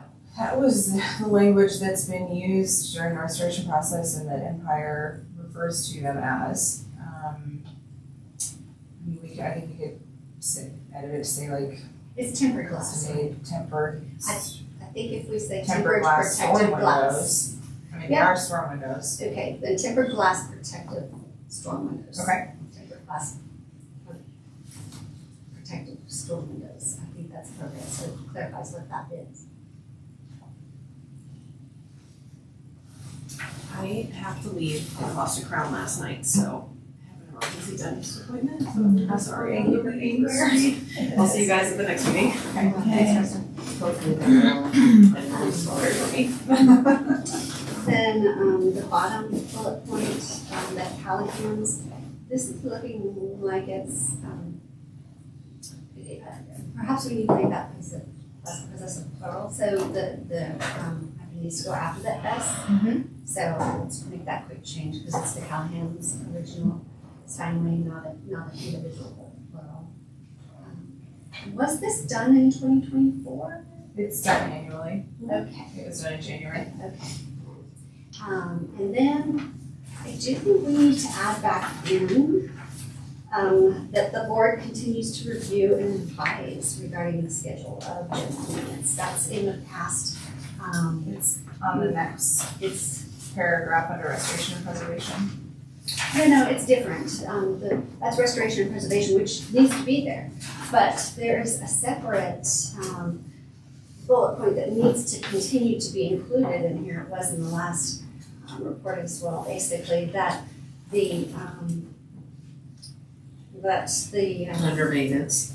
it's under maintenance. It's specifically under maintenance, but it's the language that specifically says the board continues to review and advise regarding the schedule of general maintenance. So that bullet point needs to be back in there. If you need the language again, I can get it, but it's in the prior report, so. Regarding scheduled maintenance. Yes, because That's something we do. it is something we do. It's part of what we're overseeing. So a lot of these things are just standard bullet points that Yeah. stay. Yes. Yeah. Lawson's got a residence report and it looks a lot different. Then, of course, in the goals, we need periods at the closure of each bullet point item. So let's make sure we do that. And then this somehow got dropped off, but needs to be re-added on the last bullet point. It does say pursue funding for continued and future restoration and preservation projects. There needs to be a semicolon there because it continues. The rest of the language is proper historic preservation and maintenance of the Callahan House is of utmost importance. That's what was on the prior report as well. We need to be consistent. And that's continuation from reports to Yes. back. Yes. So It is that's one of those things that, It is, yes, it A is securely continuance. consistent with the activity of this board and continues to happen. And Yes, proper historic restoration of Callahan House is of utmost importance. proper historic preservation and maintenance of Callahan House. Preservation, restoration Yes, and preservation? Proper historic preservation and maintenance of the Callahan House is of utmost importance. and to be honest, I'm laughing because you're saying that it's been a while since you've done a report, Candy, but we took a lot of this wording from your virtue report that you've done so many years ago. So this is actually a continuation of the reports that have been prior. So I think it's very, with additions, but that's one of those things that. You said it's a semicolon? It's a semicolon. Proper historic preservation and maintenance of Callahan House is of utmost importance. Okay? More? That is everything. You know what? And then does anybody else have submissions I'm that they thorough. want to submit, or can we call this complete other than the numbers? I think So we that should look at it one Karen knows last that time. she's, Yeah, I think It's the numbers. revise right? it, sure, look at But- it one more time to make sure but we've got Karen's not everything waiting on right. any other additions No. from anybody, okay. Okay. And honestly, the corrections that Karen suggested is what I would have said is in that first line there, and Candy also agreed. So, yeah, I think the numbers and hopefully we'll see Karen again and can thank her for all her work, and as always, thank you for all your work. Sure. Okay, so we bring this back on the agenda for old business. Correct. Next. So then I'll figure out when it's due to council and we need to get the numbers and all of that, so. Okay. And is it gonna be submitted to council, or are they gonna want a presentation? That's one of the other It questions. gets submitted and they, typically I they think they choose. kind of read it on their own, and if they choose to, if anybody has questions about it during the council meetings, they'll bring it up, otherwise they'll just mention it as a agenda item and.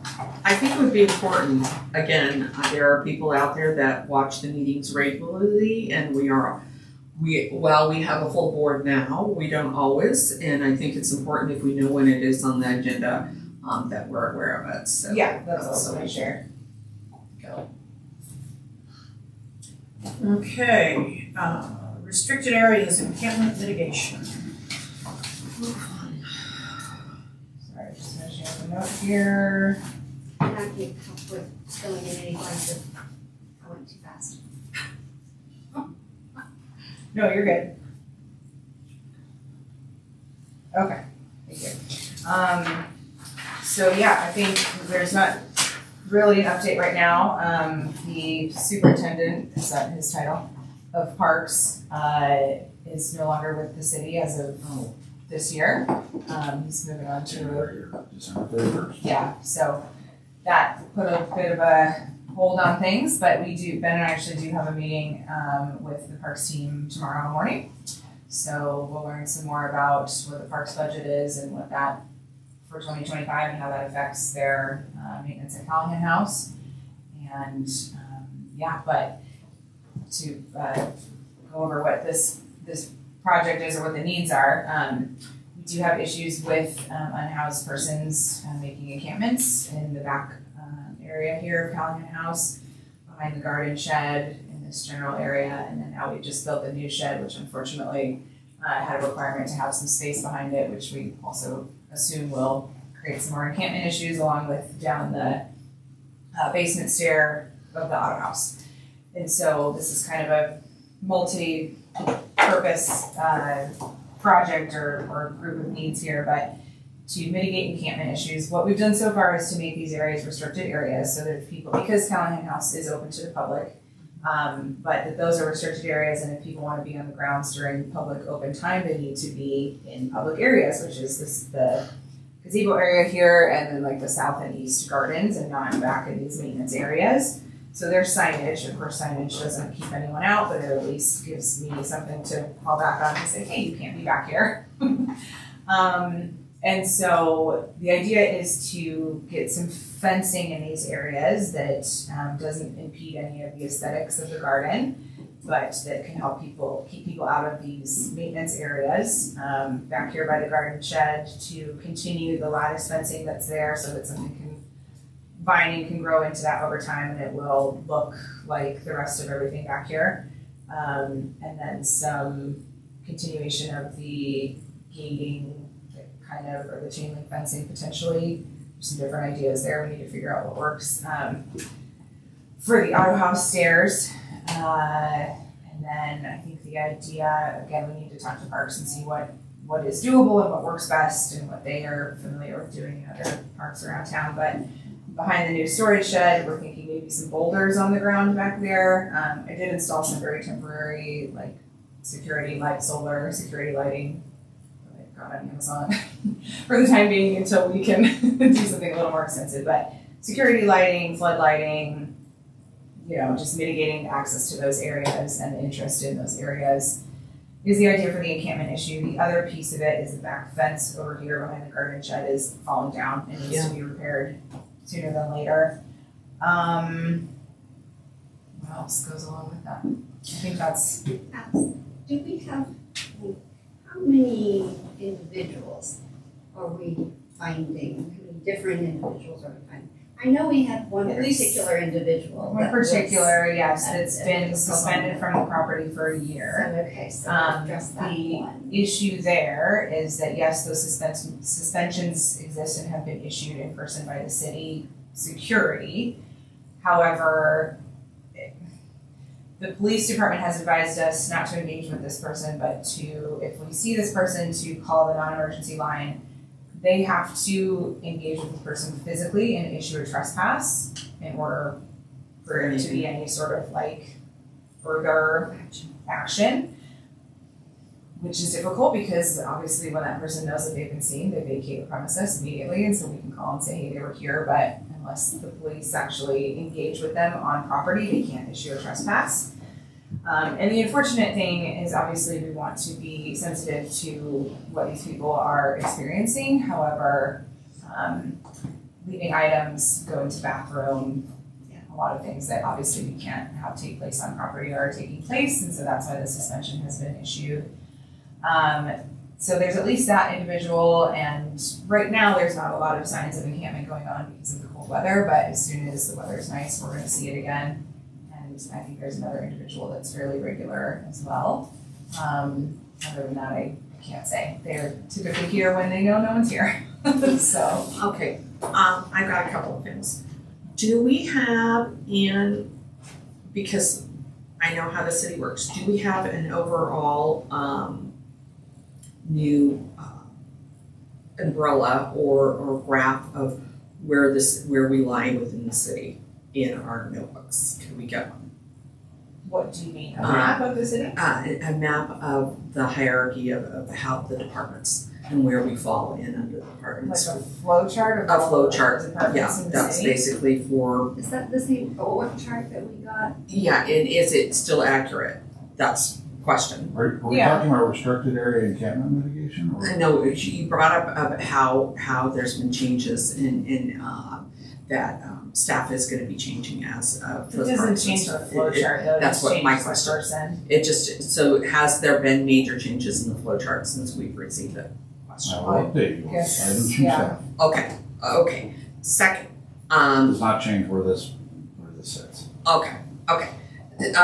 Second, it sounds like you're doing everything that you can in regards to the encampment stuff. Right, I'm on hold until we can figure out And what tell we get from parks. what we're doing. and And know more tomorrow morning, hopefully. I'm so sorry that we're dealing with this in general, but I think Well, it's it's- just what we do. There's lots of places within the city that are dealing with it, so. Okay, and it's just how my mind works, Ben, I apologize, but when I hear it, it just ticks that, do we have a current one?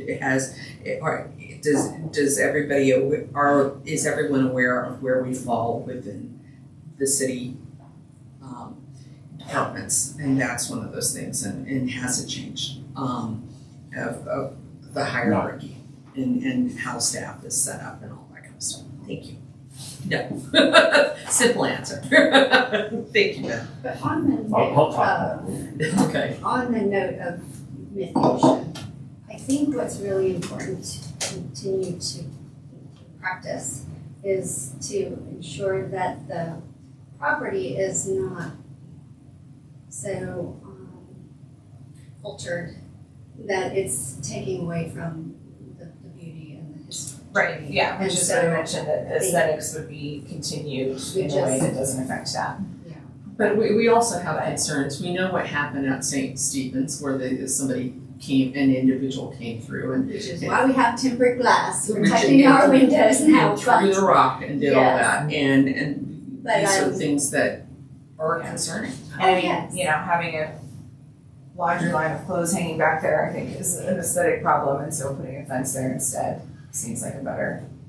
and if there is to be a Solution. fence there, then, if it is one, There one B that reflects what's already there. Yeah, I believe but we does not, talked then, last time about that. yeah. we does have- not become, prison looking. You know what I'm getting. Whatever I think way we talked there will about, be a we already have continuation. trestle fence back there and to continue that look. Yeah. To have that But same not look. go up the stairs. Not go up the- You're- That's she's a talking that's a over here, completely you're talking different about thing. the Okay. outhouse. And then that fence We're just- not, I don't have any thoughts on Okay, that, so. that's on the stairs. And then the fencing that you're talking about, there's something that is a kind of little block. Partial Maybe to fence go that's the there will partial be fence. continued. But rather than go across the lawn with it, cutting off the property, I would not advise that. I would say go around the area that just blocks it off, so that it is not. Well, that's still What you're creating gonna a do, now hidden you're space creating a back spot there, back so, there on the side. Yeah. You'll always If you do have a that. corner somewhere. That has Karen, nooks and crannies. we will talk about it more. Okay, I just wanted to make But- sure that, But if you're creating a blind spot. A corner right here is directly visible from the road, as opposed to if we now create another corner in the Yeah. back there, so. a corner in the back, I'm thinking a corner in the back that would still be visible from the road. Well, Well, you're it needs to creating be a small visible from over corridor, here. and that's asking Where where we're you at. can't see anything. This would be something where you can see immediately, anybody that's walking by, you can see what's going on. Yeah, we don't wanna create the So- same issue. We So- really appreciate the fact that you guys handle It's, the it's, tough stuff. it's, Yeah. So we'll talk It's a to challenge parks the and whole see city what's is working doable. on. And, yeah, And- but before anything is installed, we'll review it. And the same goes, we were aware, from walking the property, we were aware that back that back fence along the Was property needing maintenance. was needing maintenance all this time. Because we get out and walk the property and see what, when we're reviewing our maintenance list, we get out and we see, and check that and check that. And so this is one of those things that if you walk around, you can see there's a tree damage and some other things here. And this is just for the new board members to be aware of what we've done. We were aware that back fence was going to need a repair at some point. Okay, thank you. All right, moving on to new business. We have election of officers. Our officers are chairman, secretary, and historian. Duties of officers, and you can chime in if you have things to add to this, but the chairman of the board conducts the meetings, Robert's Rules of Order, makes the report at the end of the year. I sent the agenda for review, I sent the agenda to the chairperson after each meeting for the next meeting to review, so we kind of put the agenda together for each meeting. Other things? Are the bylaws included in the new members' binders? So that's just been on the Here, fire. I went ahead and make copies. I kind of had anticipation of just actually made it up for Everybody, sorry. thank you. And Brittany. Thank you. Sorry. Okay, so here they are all. Duties of officers. Thank you. Duties of officers. Chairperson presides at all the meetings, applying Robert's Rules of Order, newly revised. In the chairperson's absence, a board member volunteers to chair the meeting, in which I have done because Karen left this seat vacant and had to take care of it today. Her year off in between terms, so. Hopefully. Monitor actions of the advisory board with appropriate follow-through, receive monthly agenda items and supporting documentation from board members, prepare monthly board meeting agenda with staff liaison and house manager. So the agenda will be posted with the board meeting packet by 5 days prior to the board meeting, and those are posted in a public place, and we'll decide that later. This meeting in November, prepare and provide the annual report. So, duties of the secretary are to record and keep minutes of all advisory board monthly meetings. There is a format that has been suggested and brought forth from the city that you would follow for keeping those minutes, preparing those minutes. Prepare them and provide them to the chairperson and the house manager for distribution to advisory board members prior to the next monthly meeting, and tend to board correspondence relating to the business of the advisory board. Historian develops and maintains a system for preserving photographs, historical documents, and promotional materials regarding the Callahan House. So, any questions about those duties? Okay, so at this point, I would entertain nominations from the board as to chairperson. I'd like to nominate Karen for chair. I'd like to nominate Karen Cruz for chair. I accept that nomination. I would be honored to serve as chairperson. This is a passion of mine. Just the board makes And nominations. enjoy Just the board makes leading nominations. and following through. Any other nominations? Okay, so I need a motion.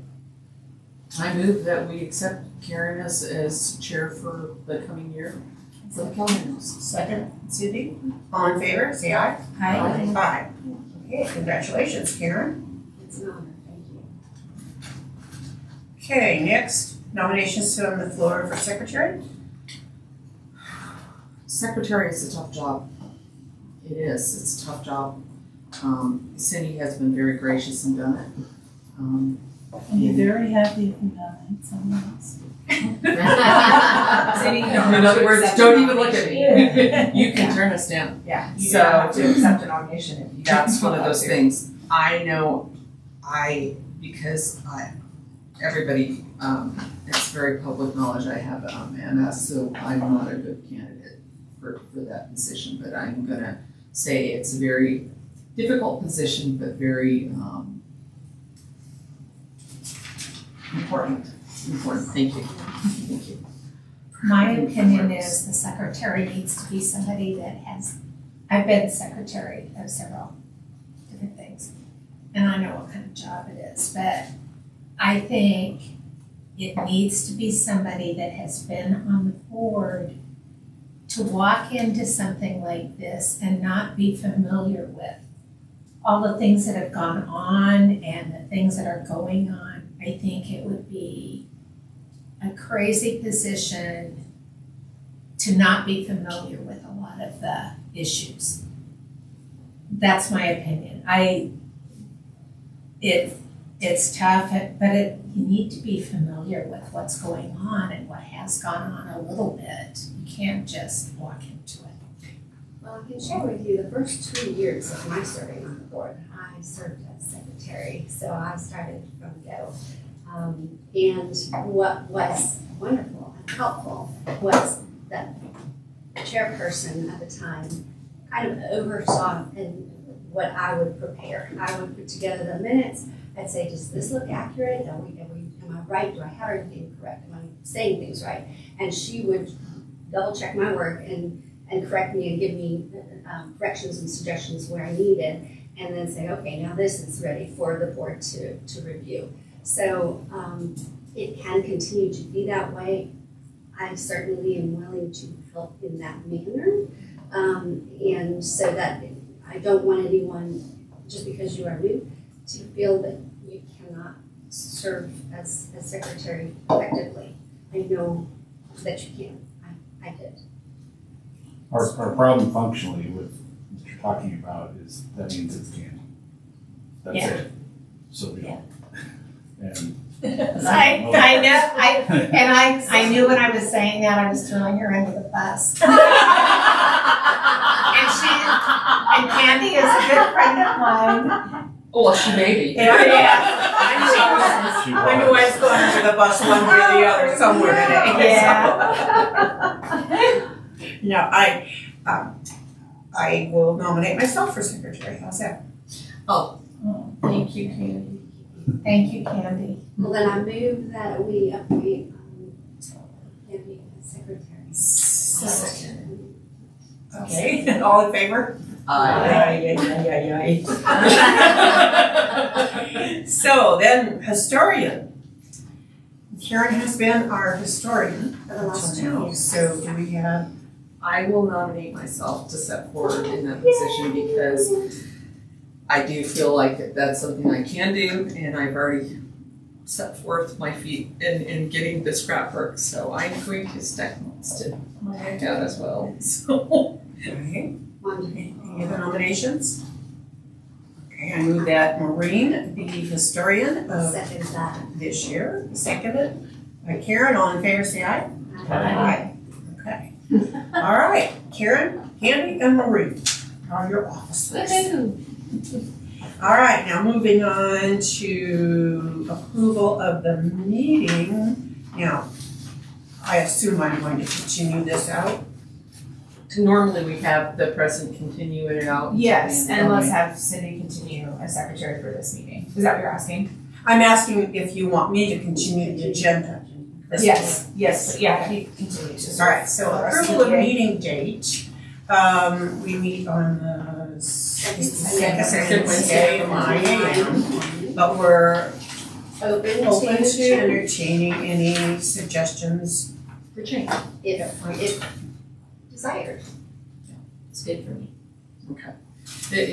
The thing is, I think, and I guess the discussion point is why it's here, is that if this isn't working, if this time isn't working for members, we need to be open and flexible enough as a board to look at change, and also possibly meet the evening or afternoon, what would be better to promote new board members.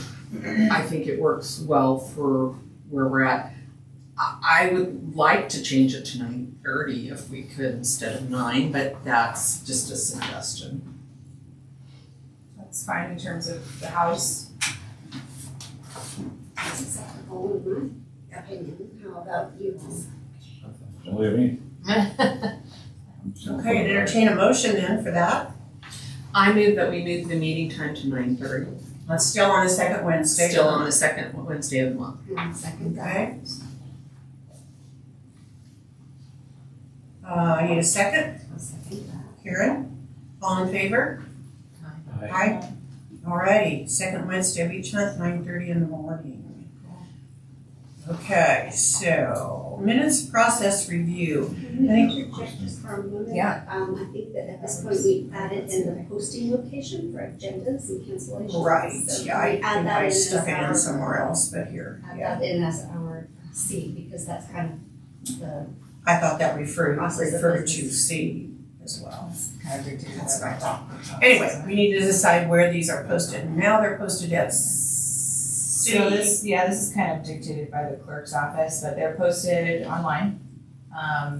So the agenda, the packets, the minutes, once they're accepted and updated, are all posted online, on the website. And that's done through a platform that the city uses to host all of that online. And then the agenda is also posted ahead of meetings, online, and also at the Civic Center, the physical document, yeah. Okay. So, and then cancellations are the same thing, online, on that forum, and physically at the Civic Center. Okay, no So longer at that's the kind library of then. That was standard for That was a long time ago. all So boards and commissions. Alright, okay. So I move that we continue with the city's policies and continue to post agendas and cancellations in the same locations as stated. I second.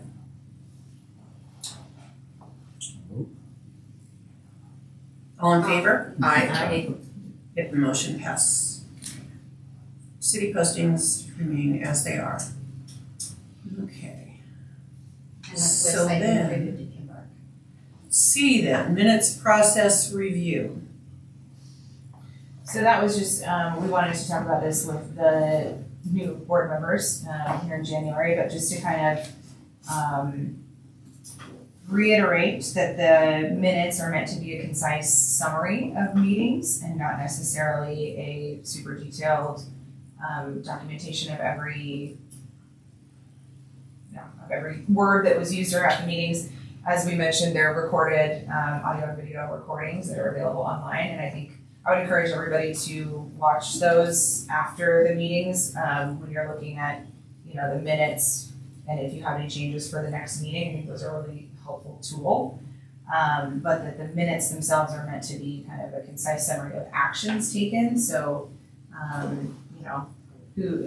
any votes that take place and whether or not they're approved, and just general actions, that are taken or intended to be taken is what the minutes are intended to be as directed by the clerk's office. I agree to an extent. I know they're supposed to be that, but I also know that the videos aren't always there, and sometimes there's mishaps with that. I'm Which glad is that why we're we doing it, added the additional recording. and I'm thrilled with this. I also know that that recording of the meetings are a good thing. They've got new technology now where we can add it, and it can help get minutes and stuff out there. I just think that detail isn't necessarily a bad thing. To an extent. To an extent. Yeah, and we want accurate details included, in terms of what we're doing here, but, Cindy did a really great job with the December minutes of making them concise, but still had all of the information that was needed, and so I think that's a really good example to use. So my question is, are the minutes still going to be sent out ahead of time, or are we going to treat them as we used to, when you would receive the minutes, be able to read them and then make your corrections? I think that's what we want to talk about here, yeah. Okay, so traditionally, anytime I've taken minutes, and in the past even with this board, take the minutes and send them to Brittany or whoever was the house manager, and then we would go look them over. They would be finalized through the house manager, from my experience, and then they would be included in the packets. But everybody had a packet to look at, would read through the minutes and make the corrections. that's what I'm used to. So And that is, what are we doing going forward? yeah, I- that is how the process is meant to exist. What we kind of started doing last year a little bit was, the secretary would send out the minutes to everybody and do a track changes document so you can see everybody's corrections and have everybody contribute before the meeting for the purposes of saving time at the meeting, not going through the minutes. Ideally, we can cut down on that process if everybody is understanding that it's meant to be a concise summary and not an overly detailed description. So that said, what are the thoughts in terms of that process? Now, I have something to add. A council member, even at our board meeting, advised us that city council uses the practice of receiving minutes and then being able to provide individual council member input back on those minutes prior to them being published and so that it's put in a packet for a meeting. And he advised us that it was an effective method and it is efficient for purposes of meetings as well. I do think that going forward with that process is extremely helpful. Sometimes people may have something to add, other times they may not. When there's something to add, as long as it is important in nature, potentially either with regard to an action taken or a specific item that is specifically more about the house, and that we all know that what we do with the house here is quite different from any regular run-of-the-mill HOA or any other board minutes. So we have some more intricate detail that needs to be included. It's not a bad thing to include it. It's also quite helpful because in the process of future grant writing, and I've said this before, when I went through the process of grant writing, I went back through looking through minutes to find information. Sometimes I could find things, others I couldn't. It made it a bit cumbersome and challenging. So it is really helpful if specific aspects are included in our minutes. And only we will know what those are in that moment, in that month. And then if we're looking at the minutes that are drafted and saying, I remember this, and that was an important, noteworthy thing that needs to be included in something that's written. And while things are recorded visually and in audio, there are technical issues that do occur. I think that having the written record as authentic and inclusive as possible is truly important, given the work that we do with this historic property. I do think that it was suggested, and this is why we came up with the option of doing what we've been doing now, and I do think it's working. That we post them, you can add to them. It does make the meeting times here less in length. So I don't think it's a bad thing to have I do it. belong to other groups that have gone to simplify the minutes process. They have gone to sending it to the members ahead of time, so that when you're at the meeting, then are there any additions or corrections to the minutes that were sent out, and then you discuss that and Yeah, move on from there. And So it that's, does shorten the time, and I agree with that 100%. Karen and I are going to have to agree to disagree, because I am on board with this shortened form, and that's how I'm gonna take minutes. Yeah, and that is, I am a detail person, but not this detail person. So again, we have to agree to disagree as far as those minutes are concerned. and that's the advisement from the clerk's office too, is it's a concise summary. That is what it is meant to be. So that, is correct if that's how you. I do not have the fancy computer program like you had to send things out and you could make your changes and stuff like that and shoot them back, but I can send them to you first, I assume, and then we would send them. Is that how it works? Yeah, and really it's just what Cindy did was just to send out the Word document, and then when people are going to make changes, they set it up to where they're tracking. they're tracking the Yeah. changes, and you can see it, and you can agree to disagree. And if you don't agree with the changes at the meeting, then we can say, those changes I'm not gonna agree with. And I think it's working the way it is now. Okay. The way that we've come to an agreement to this. Yeah, everybody has their points on what they think is too much and a fine line. But this way it works in the sense of if you don't agree with the changes that are being put in, we don't have to approve them at the meeting. And that's a good thing. Because those are highlighted. And we can see that and we can say, okay, no, I don't agree with that statement. We're gonna delete that part. I will accept it as the previous minutes being inputted. It does save us time. I think because we have gone over this and we've gone over this in the point we came to this conclusion that if we put it out ahead of time, we're not wasting so much time in the minute.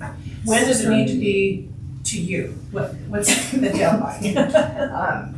So, excuse me, the Monday prior to the week before. So, But that's in trying to its make that concise. This is the first Monday of the month. form to be presented. in the Well, not package. necessarily. No, not necessarily. No, okay, I get It you. wouldn't have been this. The Monday this time. prior to. Yeah, so the Monday, prior to the Wednesday. 9 days before- prior. Okay. Before, Thank you. 10 days, yeah. Thank you, Bill. Because there's my problem. So I'm gonna put together, I get the packet out to you all the week prior. Mhm. So I need it the Monday, before that Wednesday that I'm sending it out the week Okay. prior. So in that said, yes, everybody is gonna contribute to them, but Candy is doing it correctly and taking a concise summary, so I just don't want everybody contributing to alter that in such a way that then it gets overtaken and too much detail is added. And I agree that detail is important, but there is a point. Of detail. Yeah. I do And in think, the end, it's up to Candy to, Capture that. and send out that final process. and in truth, and in the end, the board decides The board decides. The board decides on how detailed those minutes need to be. And if we don't agree that those details are important at the time, we don't have to approve them as that point. So it's one of those things that It is a board decision. it's a board decision, and then we'll go from there. And I thank you, Candy, for stepping up to do this because it is not the easiest position. And I do want to thank Cindy for doing it because she's been a really great asset to have with the board for doing this. And Okay, all right. Yeah, so we'll go with that and if we need to make adjustments to it, but And so Cindy the gets to understanding finish that this week. everybody understands that it's a Yeah. summary. It's not over yet. and then Maybe she's we'll have a going cup for of coffee and share things with me. Okay, so moving on, dates for the open houses, art walk, etc. To me, this seems like a really big task to do right now. But what do y'all think? I think it must be done. This is one of those things, otherwise things are gonna be dropped off of it. This meeting, January meeting, is always the big meeting in the sense that we've gotta get everything on the table and put in place. I see something that needs to be decided, I think, before we do that, though. I think if we skip to E first, the fall tea and the club affair, rate of occurrence. I think we need to talk about that. And then that falls into setting dates for things like that. Yes, it does. Okay, so fall tea is where we invite former board members, house managers, prospective board members, to the house, to enjoy the house and have a nice tea. And we have been doing it every year, is that correct? Yes. Since Since we reopened the house, so. after COVID? Yes. So how many years have we done that now? This will be the 5th year. Okay.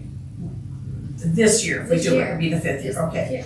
And then the club affair was an event that we started, way back in 2011, I think, and we invited clubs and groups from the community to Callahan House, and then originally we charged them for a table to set up their information and promote their club or their organization, excuse me, bless you, to get members to join the group. and also to recruit them into using the house for their meeting place. That was kind of an ulterior goal. And then by charging them for the table, that was a fundraiser for us. So we did it probably, I want to say 3 years maybe in a row, just 2 in a row. Okay. And then it kind of went away and the house manager didn't really want to do it, but it was fairly successful. And then we resurrected it last summer. And it was very successful. We did it out in the garden, and it was a suggested donation amount for the group. They brought their own tables, their own chairs, their own tents. It was just, we have this facility for you to use. And then the city advertises for us. We advertised and we invited all kinds of groups and organizations, and how many did we end up with? I think there were about 18 or something like that. Total. I do think, and we didn't look at it as making a large fundraiser. We kind of changed from looking at it as a fundraiser as more as doing this as a community outreach event. And there are a couple of things that we could have done that would make it better. We have to be very careful that we aren't falling right in that time frame as when they're doing the city event down here. And that kind of overlapped a little bit. Even so, it was a great success as far as I was concerned. And we also came up with ideas that we could do food trucks instead of providing things and other things timing wise.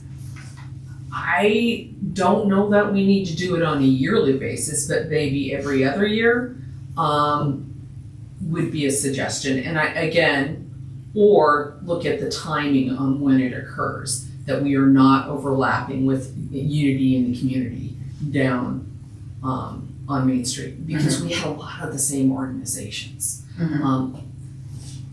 don't know, just a suggestion. Last year, just for some context, we had 215 people come to this event. It was from 10 to 1 on a Saturday in August. So yeah, 215 people attended, and we made $500 or $600. I have to subtract the cost here, but actually minus staffing, I'll say we made $400 or $500 on that event. We had dancers in the garden, we had music, it was awesome. It was a beautiful, beautiful day, and it really was very cool. Live music with string quartet on the veranda, and then Mexican dancers out at a certain point, each of them being an organization promoting themselves. I think it's a great thing to continue annually and changing the date and avoiding conflict of any other local event. But the reason is because it is consistent with promoting club use of this house. The gift of this house was meant for club use. Now, if we are continuing to promote clubs and the community connecting with clubs, finding their people, I think that is further outreach than just the clubs that meet in the house. And I do think that is the purpose to continue. It is a community benefit. It is something that the Callahan House offers and promotes. It's good for the community. It's good for the clubs. It promotes, again, the Callahan House. Its origin, why it's in the city of Longmont. Selecting a different day and getting going. We just got our feet under ourselves, getting it started up again. So if you're concerned, or anyone's concerned, maybe attendance, once it is an annual thing and people are expecting it, we will have higher attendance. We will have different clubs. Some may be able to participate in one summer or one day, 1 year. Other clubs may not be available for this year, but they're available for next year. So providing that variety in an annual event is a good idea. Okay, I understand the purpose of why we want to do it. I think it's great for our grant writing purposes too, to also prove that we are beneficial to the community. It's just, and I also understand that, Candy was the chair this year and did a tremendous amount of work, and so did other board members. Speaking of Karen Reed and Cindy and whatnot, and I think coming up with our list that we hadn't done it for a while, and then having to try to figure out who to contact again and who's the current person to reach out for this and that, whatever else. Doing it annually would make it easier because we'd be able to have those contacts and continuous contacts. Dropping a year is hard to get up and go the following section. Again, I think it's all about time. I feel removed from the project at the moment. Right after the project, I thought, do we want to do this again? It's a lot of work. So, but I can see what the benefit of using our memory, because it's fresher right now, in recreating this again. And we learned that there's a whole lot of groups out there that we didn't even think of. That maybe it's a challenge then to expand and come up with some more. Got 3 new people here now that would give us more context, more people to invite. So I am not as opposed to it as I was. Memory fades. Well, and the reason, just to play devil's advocate, the reason that we had talked about that is for the same reason as the fall tea, because 2 years ago it was very well attended. And then last year it was a little bit under attended, and the thought behind that was maybe because it's an annual event, there's not as much hype, whereas people like, I really want to get to that this year because it's only offered every however many years. I think that was kind of the thought with Club Affair, is that we might kind of have the same hype if it's only offered every so often, that people will really be excited about being involved with it while they can. And it is a lot of work, it's a ton of work. And just so that this is accurately portrayed, as the 215 people in attendance also included the folks that were here, the club people that were here. So realistically, that number from the community is maybe 150 or so, which is not nothing, but it's a lot of work for, and like I said, obviously we want this event to become bigger over time and become more well attended. I think the offering that we put out there was really great, but it's something to think about, the impact that it did have, and the feedback that we got back from the clubs. Some felt that it was like really beneficial for them to get out there and talk to people, and some felt that it was a little bit underattended. So just to see both sides about the reason that we were considering not having it annually is because the amount of work that goes in and trying to quantify the impact that it's really having, especially because the city does put on a very large event that is basically the same thing in the summer on an annual basis. So this is one of those quandary things that we have to think about. Maybe we tweak it. Maybe we change how we do it. Maybe we do it in the evening, or get the food trucks and get a little more different vibe and try to get.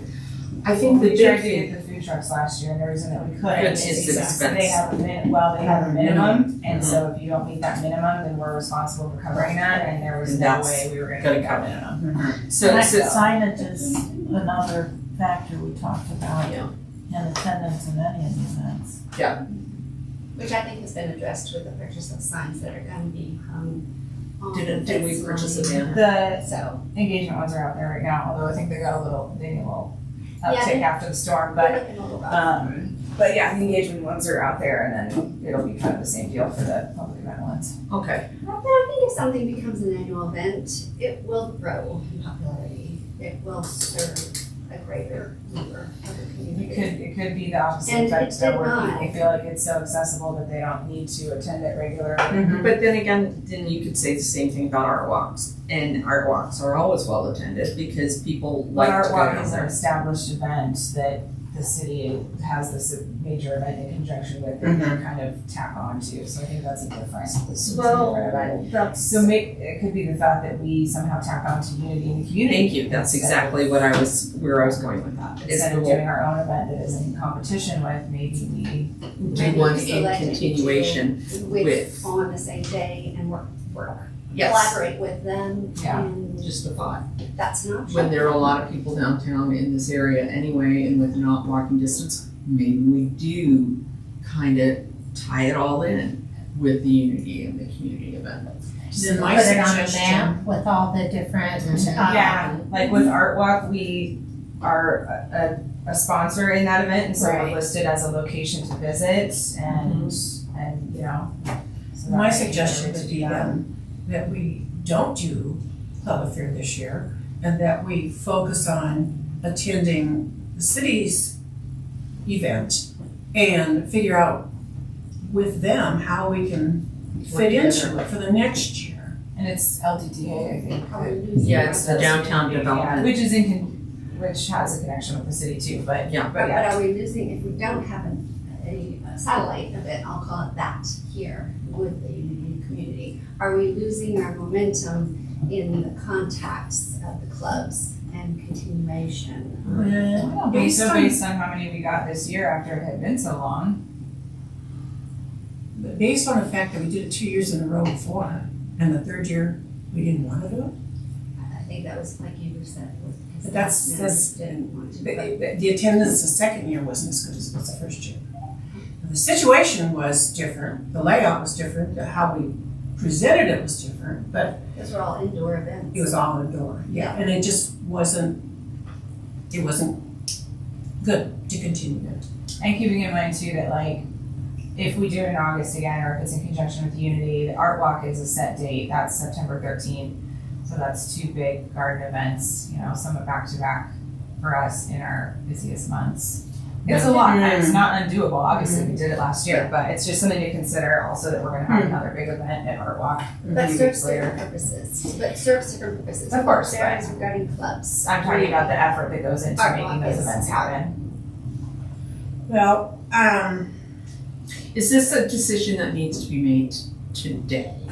I think I would- we could, it's just what I was gonna say. It's part of the, I really would like to To see find out us what the city is, consider their this calendar events. for next month and make a final decision next month.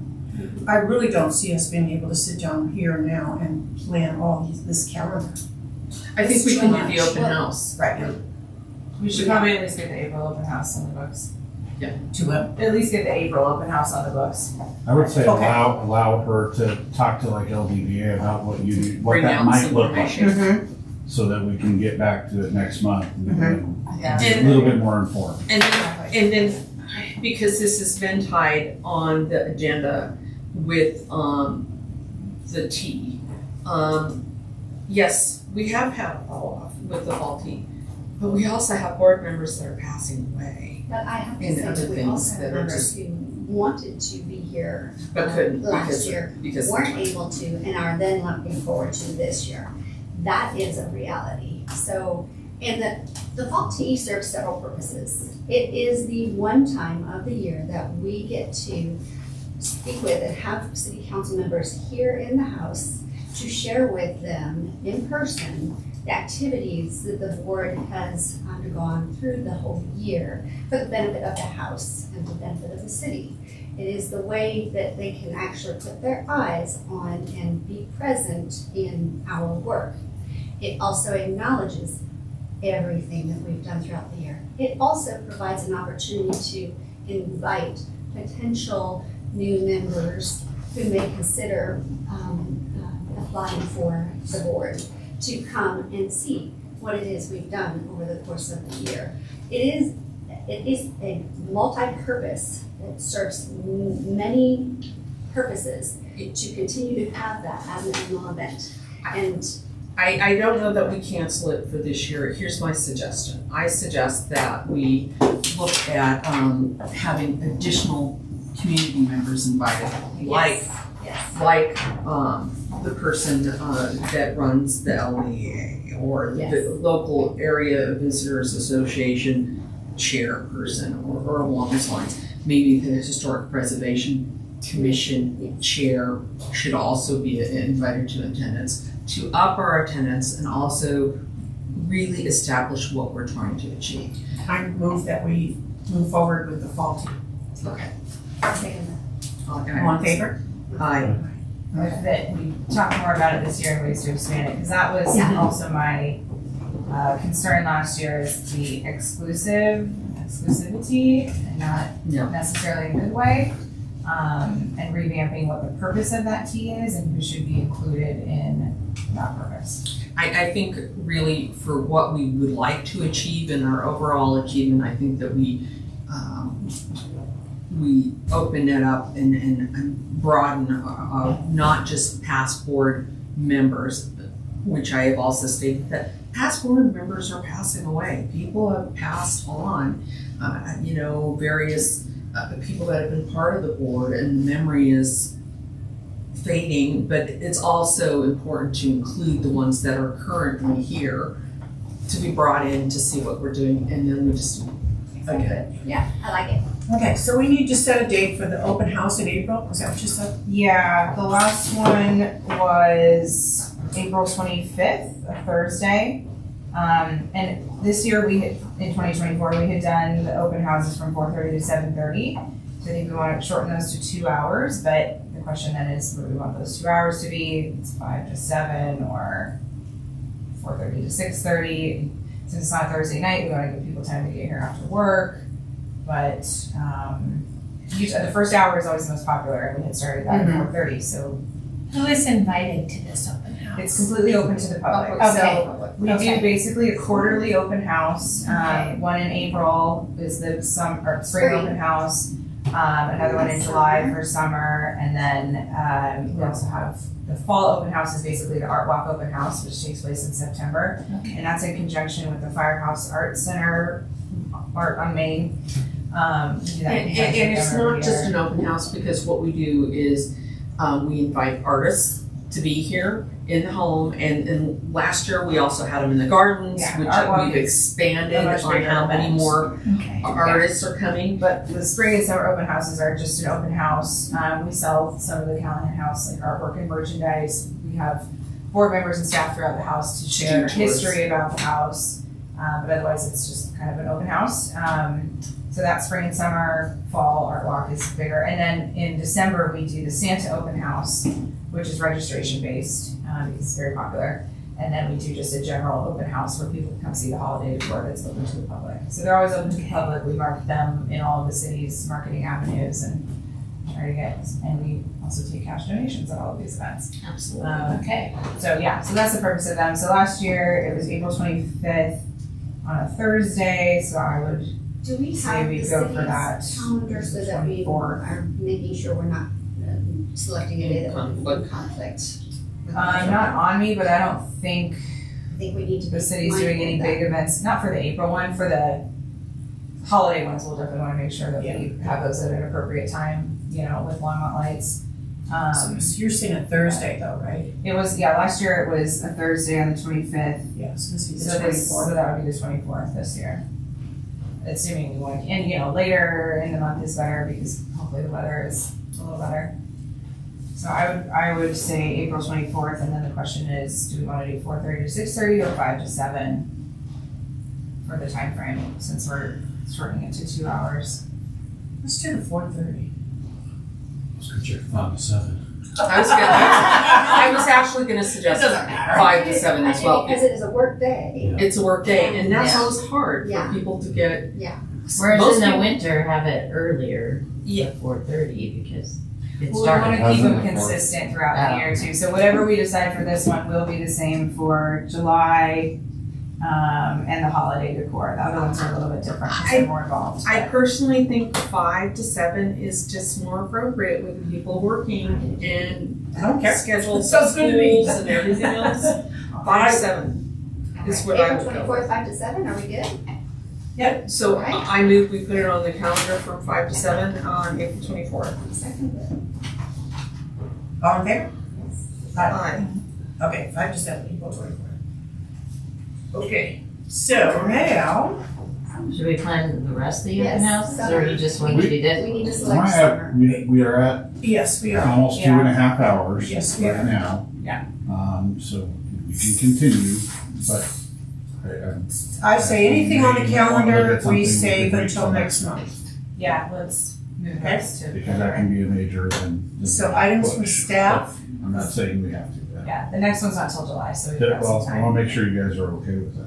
I'm not telling you to do that, I'm just bringing. I just think the January meeting tends to be the longest meeting period, and I would prefer to just get done and over with, and honestly, if Well, we can get I this. have My a meeting opinion I've is you already may have paid another for. hour to do that stuff, to pick out all the dates and committees. My If head's that's not okay, in the dates again, right now. if that's what,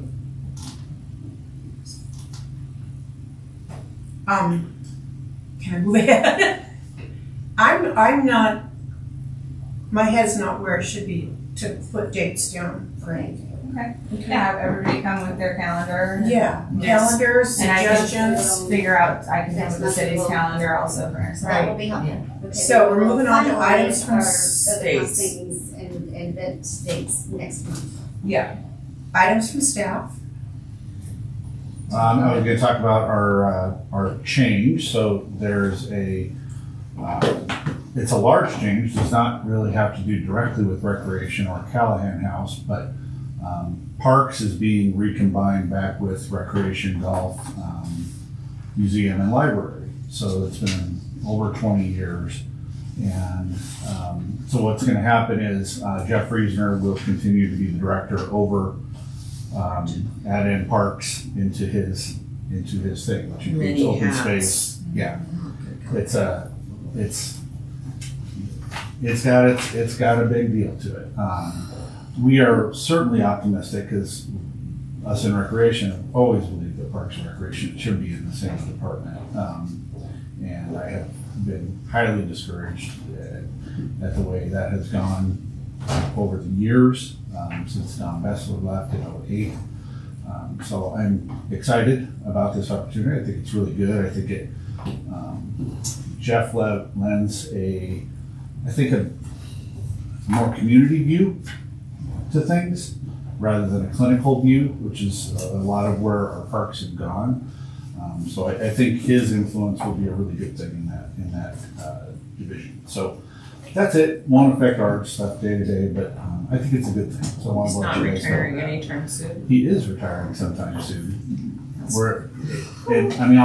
I'll say it is sometime likely in 26.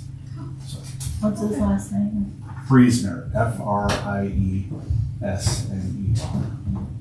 If anything, it'll probably be a positive change for Callahan House.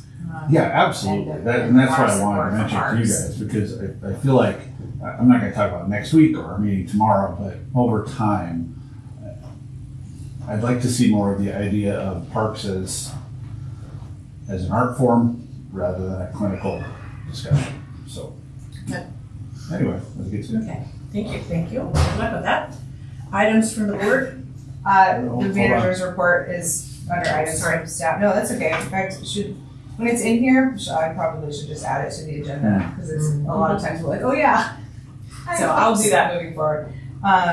It's there for you to review. I guess if anybody, I won't go over it since we're at time, but if anybody has questions, otherwise it's there.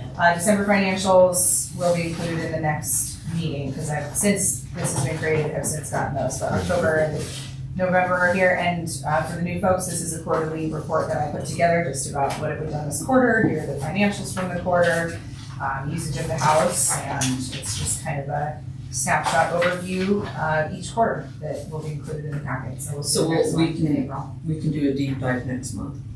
Is that what you're saying? Well, now I'm saying that the December financials, so the financials come out when they come out, when finance can get to them, and so I'll share those as they're available. So December financials will be in the packet, but not as part of another manager's report. Okay, But if you have questions about the report, now is the time, otherwise the information is there for your review. Can Great. you clarify on the private donation line item, just real quick? Can you tell it from month to month, is that, it's just a continuing balance, or is that the amount in that month? This is a year-to-date report, so this is the amount as of the end of October and the end of November in that account. Yeah, so it's a year-to-date report. Accumulates, continues to. Okay. Okay, any other questions? Oh, I will note that you'll see that the fund balance changes from October to November, and I reached out to finance to get clarification on that, and it was to, as we had talked about throughout the year, the budget this year was gonna be a little bit tough because of the property taxes not funding as much of the general fund for the city as is normal, so that decrease is to fund some extra funding that we needed for 2025 that the city wasn't able to provide this year because of the change in property taxes. So that's what that change is basically to help our budget for 2020, Callahan House budget for 2025. Okay.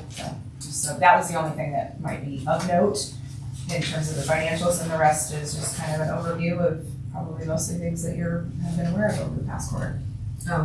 I do have a question. How are we on our wedding bookings? How are they looking?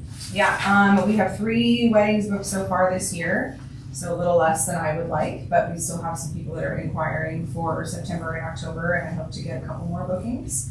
And I actually am working on a booking for 2026, so I think that hopefully with our boost and everything that we've done this year, that will be more of an increase probably for late this year and next year at this point, but you know, we're kind of doing everything that we can be doing, and you know, Are you still purchasing advertising for online for? yeah, Wedding Pro.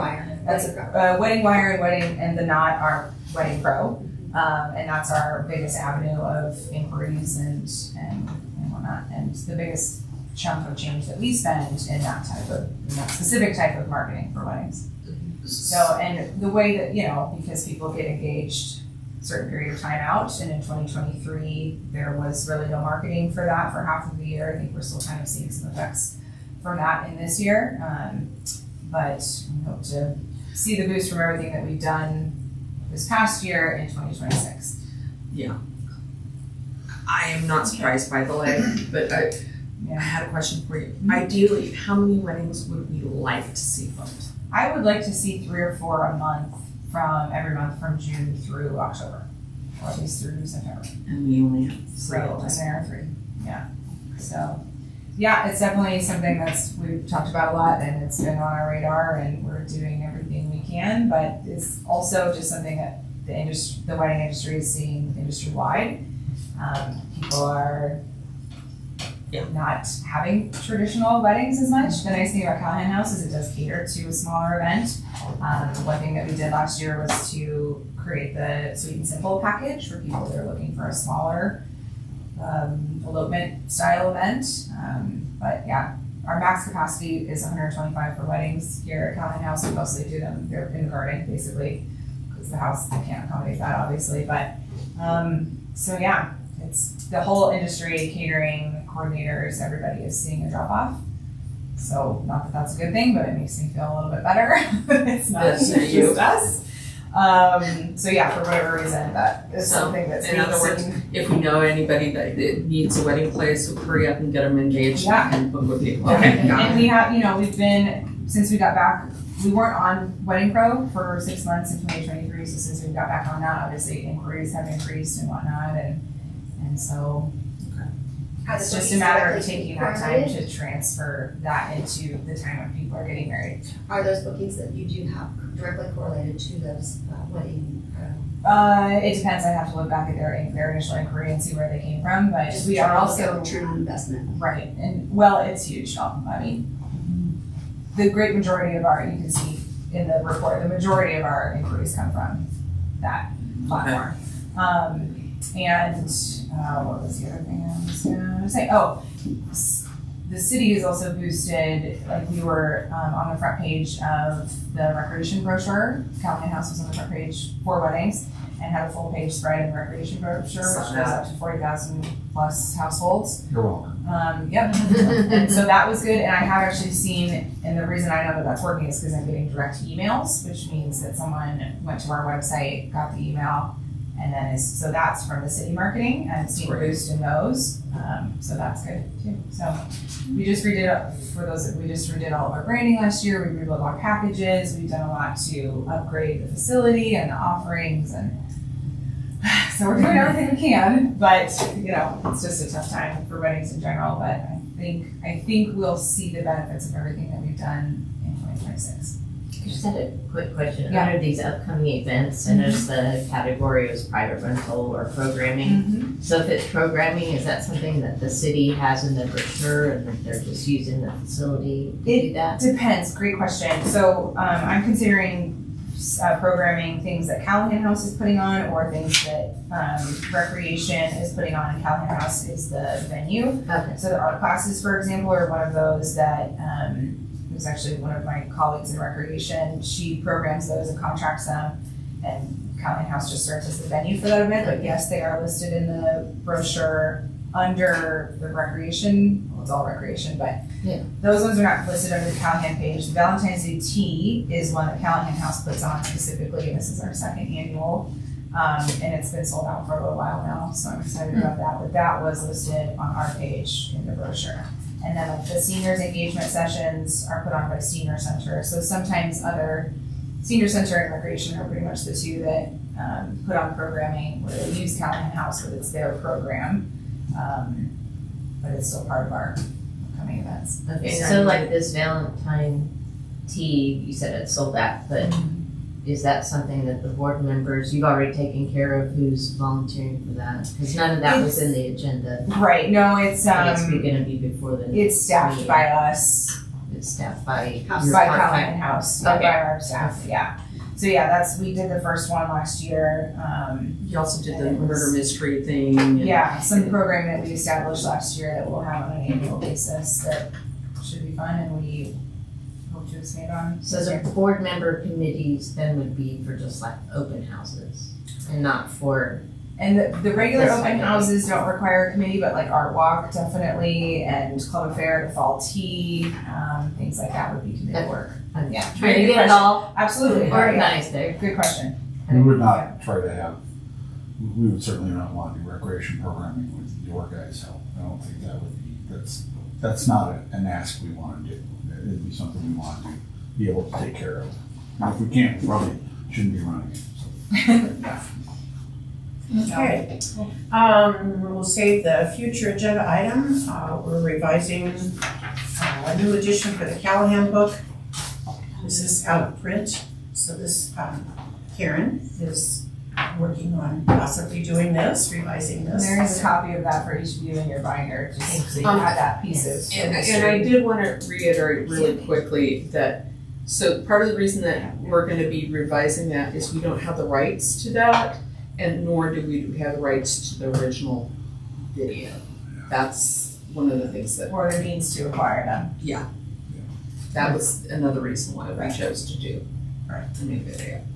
Okay, We'll have so, items from the board, just briefly, to what? items from the board.